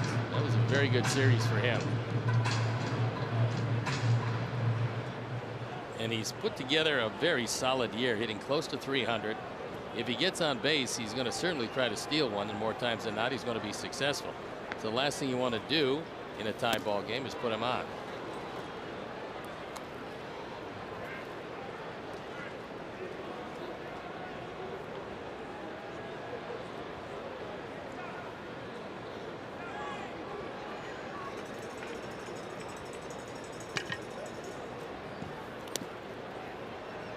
Two and 2 on Smith. Rays got their lone run in the 2nd inning. Gomez a double. He got to 3rd on a pass ball, and then Adames on the infield single scored the run. Let me correct the line on Rodon. The run was unearned because of that pass ball. So Carlos's only run allowed was unearned in this game. So his ERA will improve to 2.94.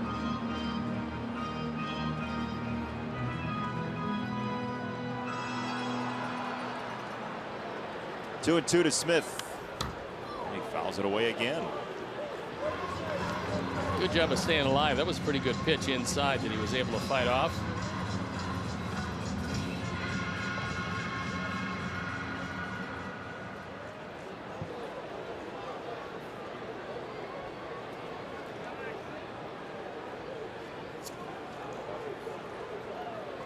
Two and 2. It's down.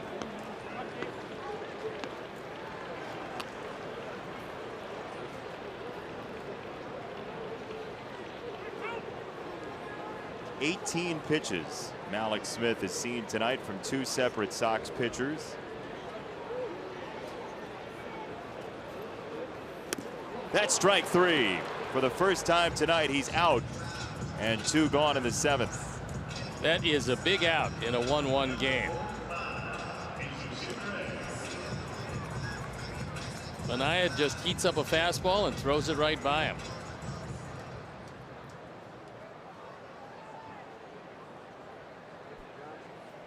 Little tardy on the swing on that high fastball. You can tell Ricky Renteria's confidence and the staff's confidence in Minaya is growing because he stayed in last night to face that battery of left-handers. He came in, pinch hitters showed up, so then he faces a couple of lefties in a row. He intentionally walked Kiermaier, but he faced Smith and Kiermaier and got Duffy, eventually the right-hander, to strike out as Sanchez makes the catch for out number 3. It's a 1-2-3 inning for Minaya. To the 8th we go. Still nothing decided.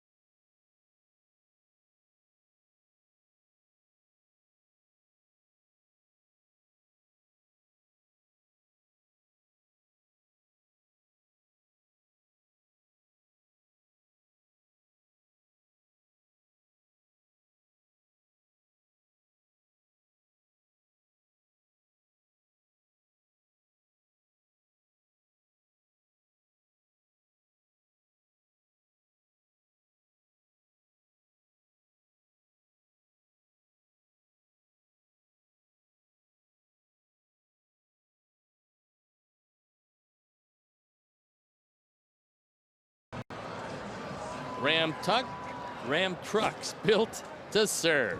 And there it is. Tampa Bay, one more game. Series over tomorrow, and then the Yankees come to town. And there is our Ram upcoming schedule. You got a tagline, or are you done? I think I'm done. Let's see. I said Ram trucks. I said built to serve. Barely. Yeah, I think that's it. Chirinos against Sanchez here in the 8th.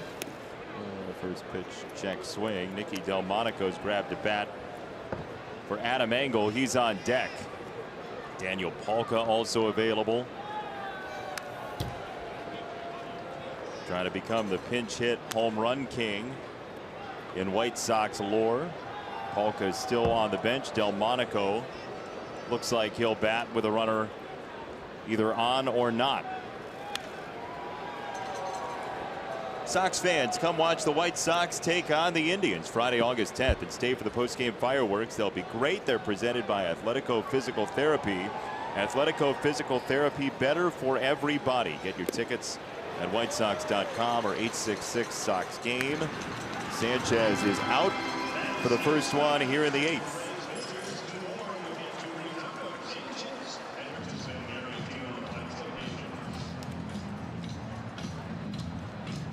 Looked like another splitter, and a good one. And Chirinos has got a dandy tonight.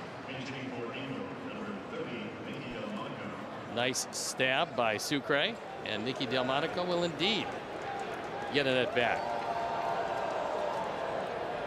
You would imagine that would move Leori Garcia to center field. Nicky will come in and left defensively for the Sox. And Chirinos is just about always ready to throw. He works quickly. He's got the baseball and he uses it with very good stuff.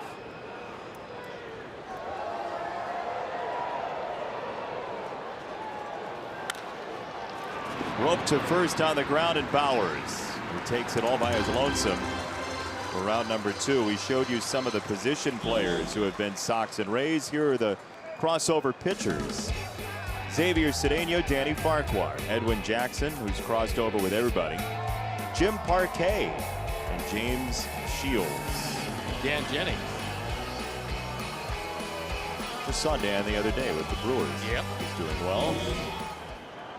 Jim Parquet, I think, is the only player all time to exclusively play for the White Sox and Rays. Meaning no other franchise. There have been a lot of crossover players, as we showed you, but I think Parquet is the only guy who's played for the Sox and Rays, and that's it. That was only 1 year in 03 for Parquet here. Sox are just baffled by Chirinos.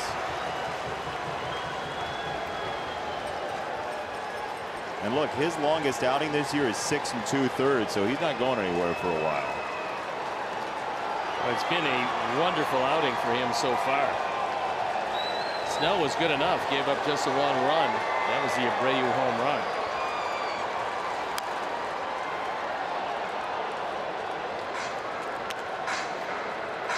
Top of the order coming up for Tampa Bay in the home 8th.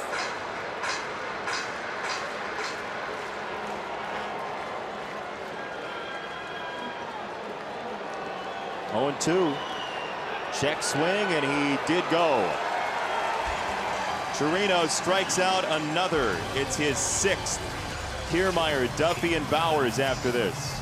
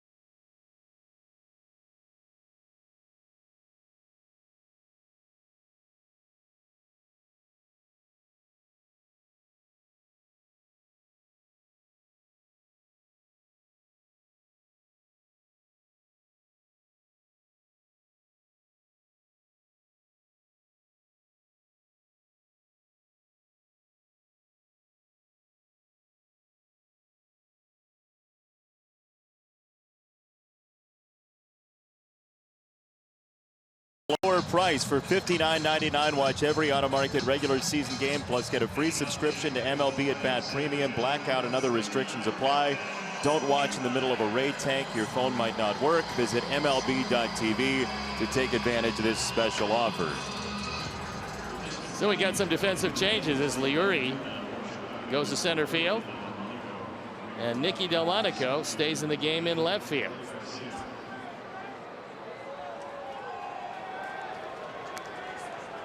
Top of the order for the Rays. A 1-1 game, and we've been that way since the top of the 4th.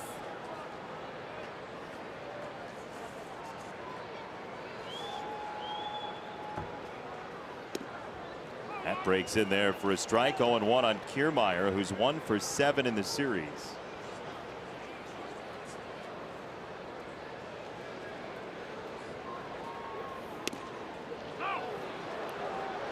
The Rays opened the season 0 for their first 5 in 1-run games, and they were 5-12 in their first 17.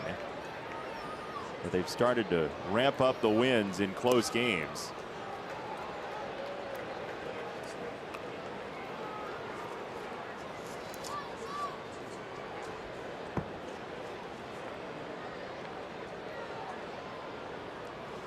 Ball and 2 strikes. That's just tipped foul off of Omar.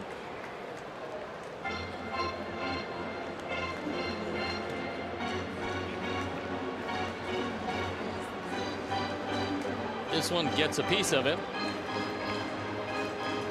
John Tumpain gives him some time to readjust.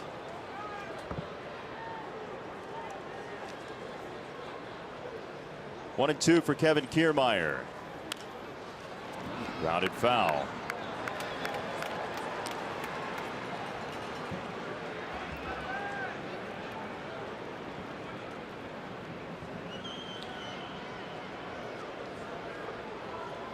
Rays have 15 out of 19 here at home. Sox trying to spoil this series as that climbs too high. Well, the Rays are doing it with their pitching. The defense has been okay. The pitching has been very good. The pitching fourth in the American League in earned run average.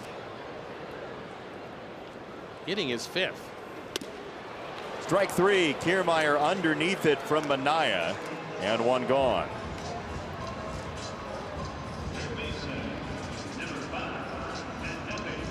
He throws a fastball right by him, and that's a huge first out.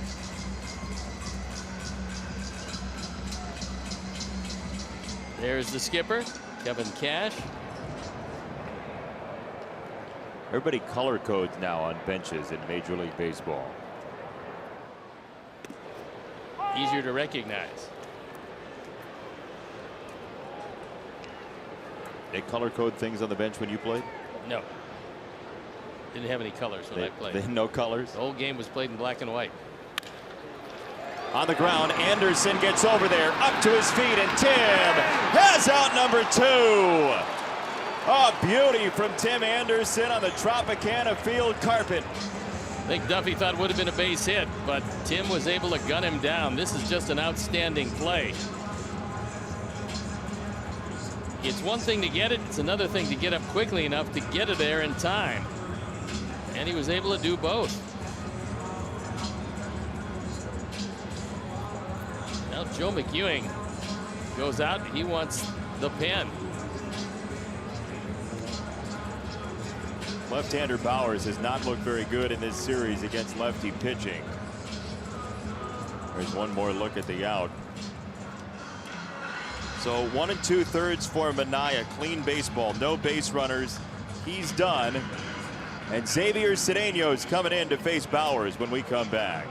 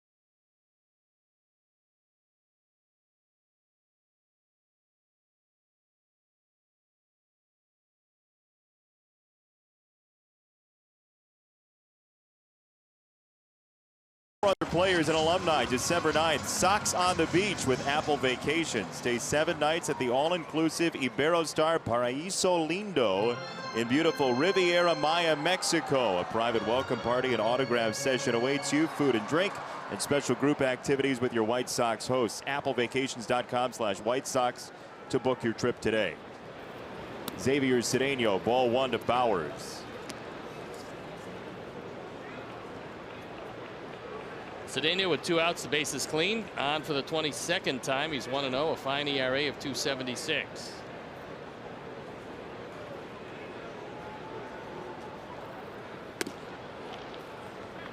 Ball faded a little bit And called ball 2. Pretty good pitch. Had most of the zone. Did not get it.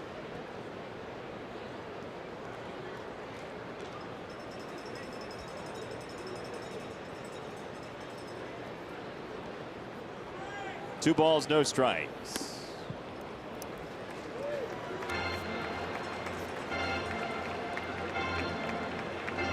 Now this is Cedeno's game. It is. Nobody up in the pen, and that means if he doesn't get Bowers, he's got to try to get Crone.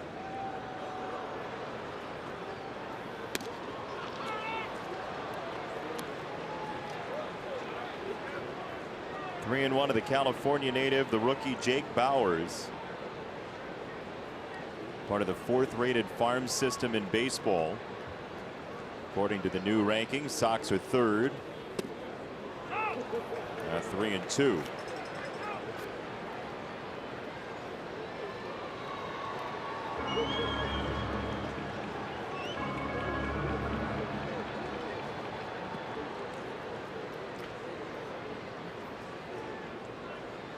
Payoff coming.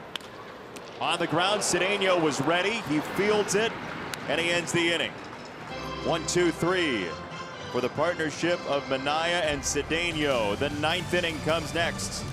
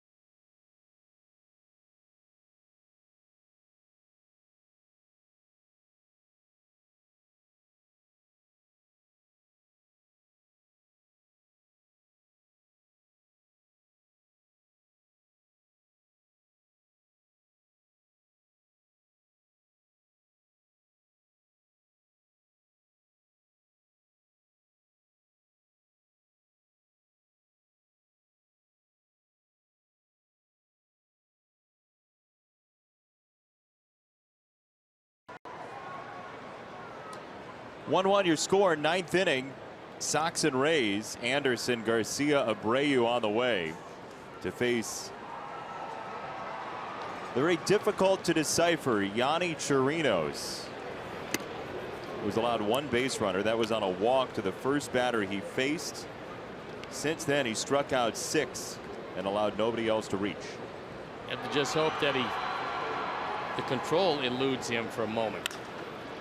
Third base side and fair. Past Duffy into the corner. Anderson on his way to second base. It's a leadoff double.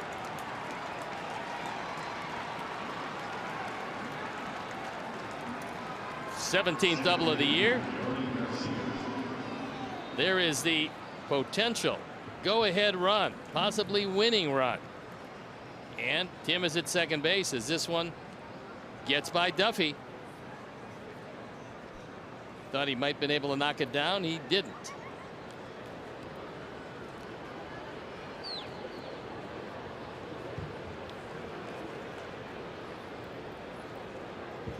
There he's got to find some way to either pull it or bunt it at Duffy. Or get him in. That would be nice also.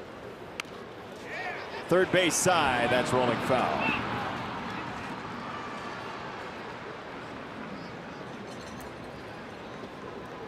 So the currency here is outs.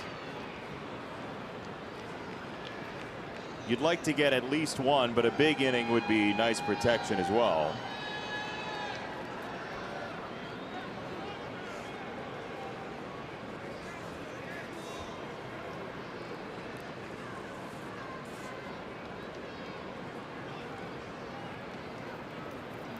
Leury does have one sacrifice this year.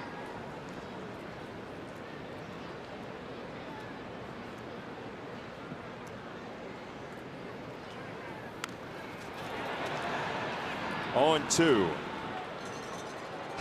GMC Sox Farm Report, game in progress. AA Birmingham, Dylan Cease, a one-hitter so far, threw 4 1/3 at last check, 6 strikeouts. He continues to throw very well for the Barons.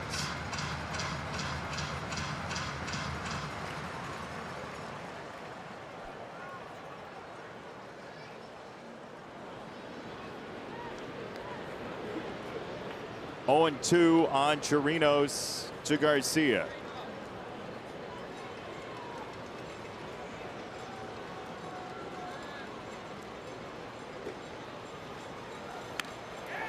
Bunt down, third base side. And he throws it away. The Sox take the lead. That's got a real good chance of being a hit in air, because as soon as that one got by Chirinos, it became a very difficult play, especially with the speed of Leury. He gets down a 2-strike bunt, puts it in play.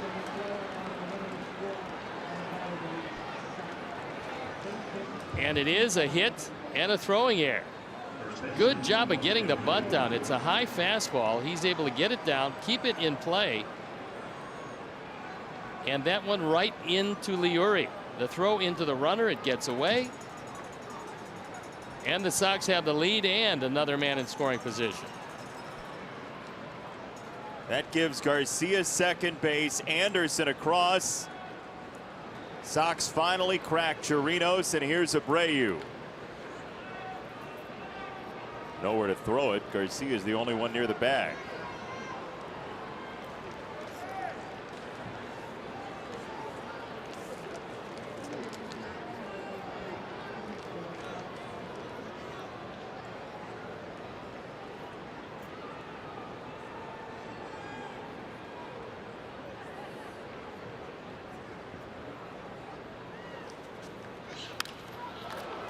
Jose pops it up.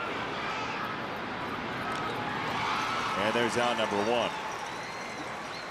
Our fourth drive of the game is the Abreu home run.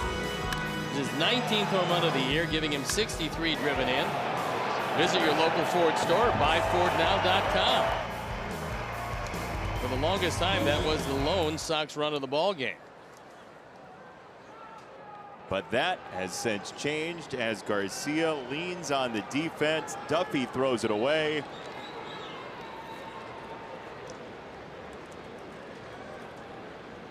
And Avi trying to add on.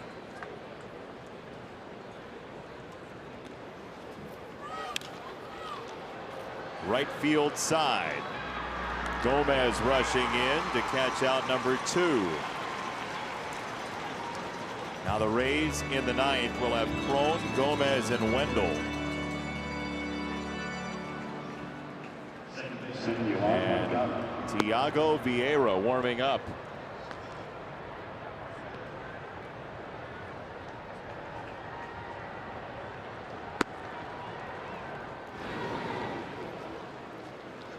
And they're going to walk Moncada. So Davidson was scheduled to hit, but Polka's grabbed a bat, and so they're going to walk Moncada to get to Polka. Which is interesting considering what Daniel's done as a pinch hitter this year.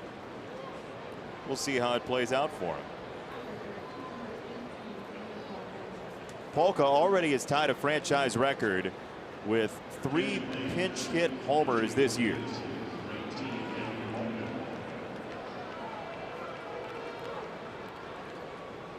Now, Moncada beat him yesterday. He did. So you can understand that. And Kevin Cash did not want to face him from the left side, so he puts him on. And he beat him from the right side last night. He did.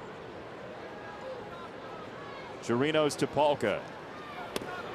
That might have been his pitch. Got a low fastball at 94.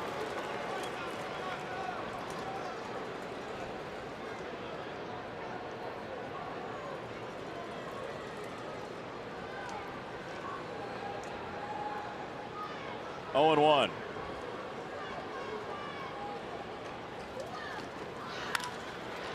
Tagged foul, 0-2. Chirinos has slowed down considerably, and so has the ability of the ball boy. That was not much of a play. The ball boy had that one tear him off his leg into right field.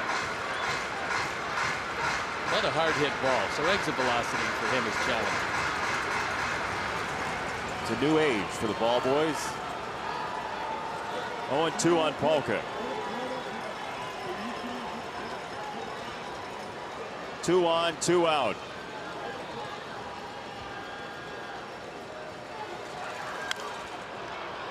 He went fastball. He did, got it up there at 96, and he fouled it off.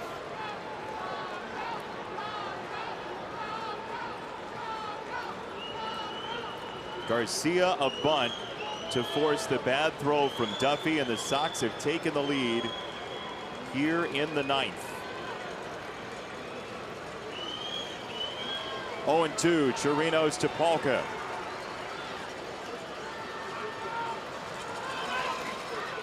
In the dirt and blocked nicely by Sucre.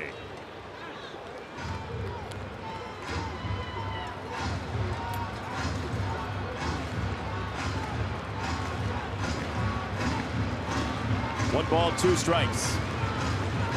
Garcia at second, Moncada at first.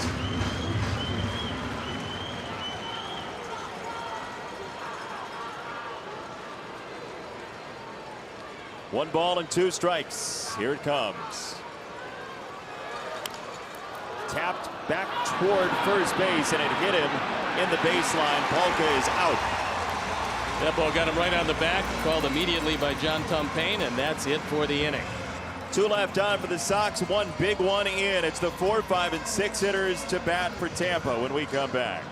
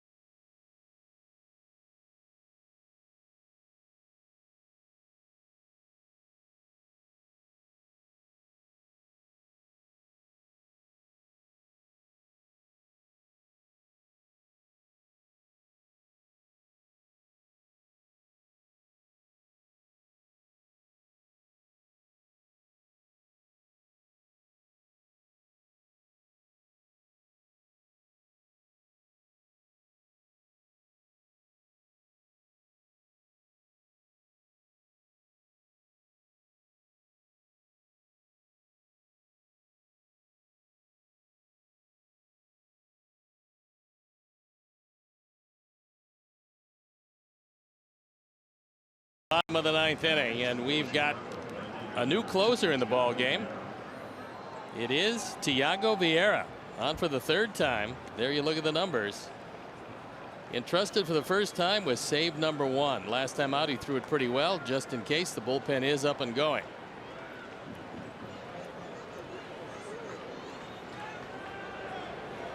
He will face the 4, 5, and 6 hitters. Crone, Gomez, and Wendell. Strike 1. It would be his first career save if Vieira was allowed to close it in his 4th major league game.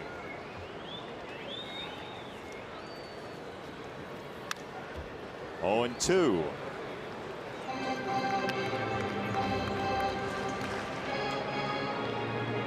throwing former Mariner, Brazilian Thiago Vieira.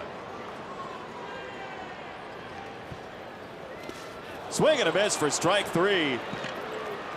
Crone sent back to where he came, 1 down. That one wasn't even in the neighborhood. But if you haven't seen the splitter, apparently you have swings that looked a bit like that one.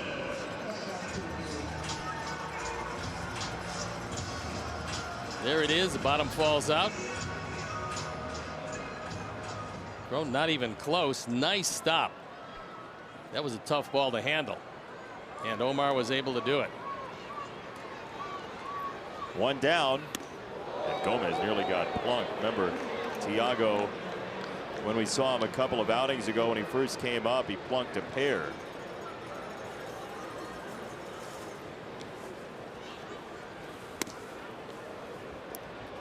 Well, you could say this, Crone and Gomez have not been comfortable in the box. And see how you would be.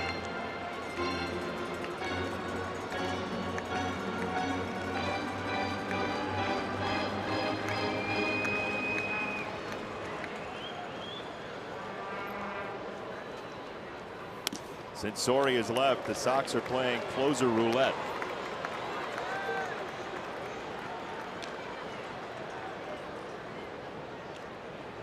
Wendell next.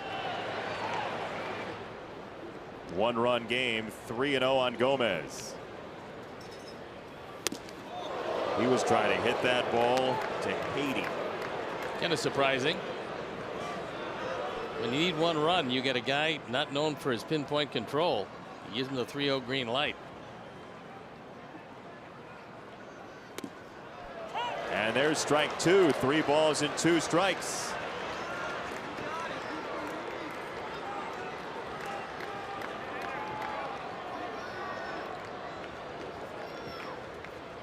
Payoff pitch. In the air. Toward the catwalk and coming down. Jose had it long enough, I believe, on the transfer. That should be out number 2. It is. Let's see, there it is. There's the call. It is out number 2. The transfer was what caused the drop. 2 gone. Well, you got to credit Gomez. Gomez was hustling the whole way.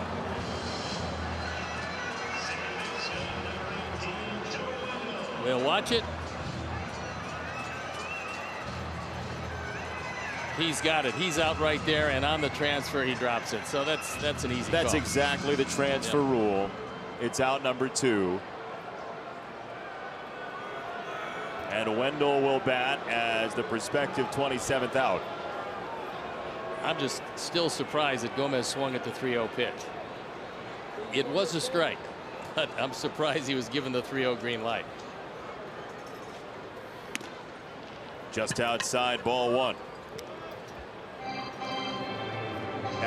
Especially when you know that's the possible way you're going to win. Yeah. As you said.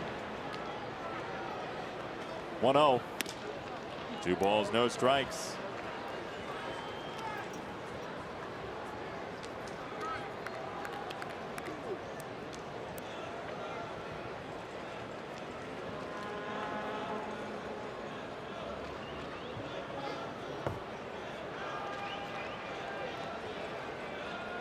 Two 2-0. Upstairs 3-0. I'm not even going to ask you. No, if he gives him this 3-0 green light, there will be an investigation. Check the bulbs and the light. Willie Adames next. 3-0 from Vieira. That's outside, ball 4. It's a 2-out walk. Tying run at first in Wendell.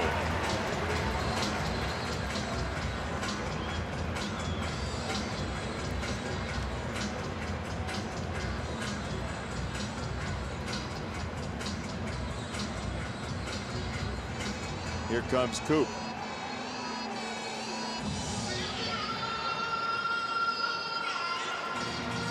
Rays tonight only have 3 hits. 2 came in the 2nd inning and the singleton in the 6th. Duffy's base hit to center. He was stranded at 3rd.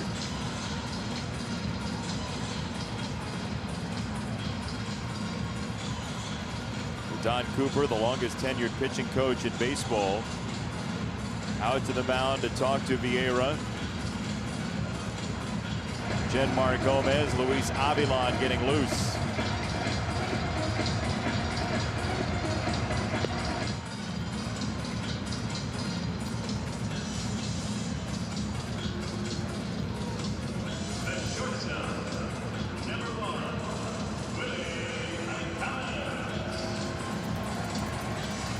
The Rays have 6 walk-off wins this year. So the idea is to keep it there.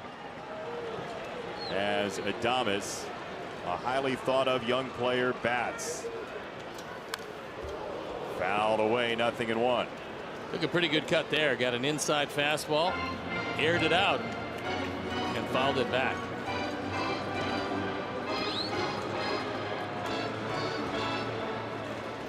Sox are aiming at a 3-game win streak after taking the finale against Kansas City in the opener here.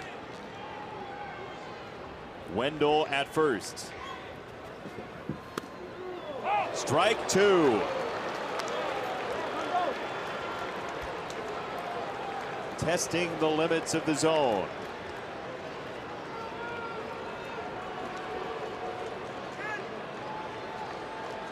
Oh, 0-2.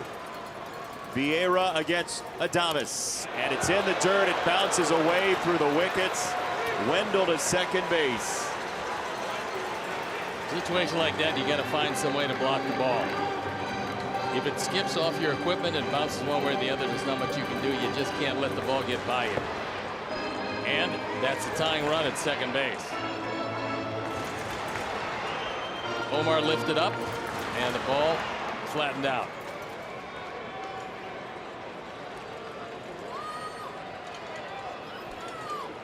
Remember, it was a pass ball in the second inning that set up the lone run so far for Tampa Bay. 1 ball and 2 strikes.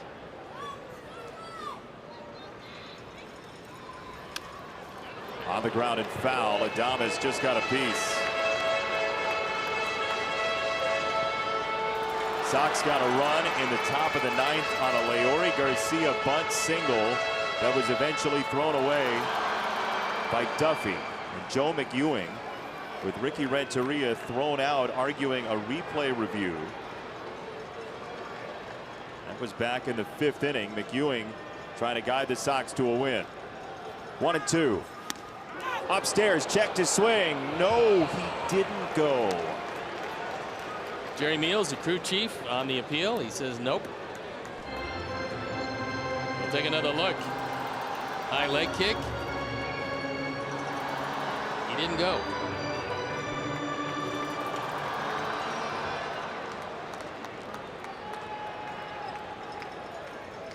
Two balls, 2 strikes. He struck him out. First save in the career of Thiago Vieira. And a 2-1 final. Another hug, Abreu and Sanchez. Another 1-run victory here in Tampa. And the bullpen made it hold up. Rodon went 6th, and it was Manaea, Cedeno, and Vieira. And that is a psyched up young man. There was a high fastball by him. Notches save number 1 on the 3rd win in a row for our Sox. It's Carnival in August.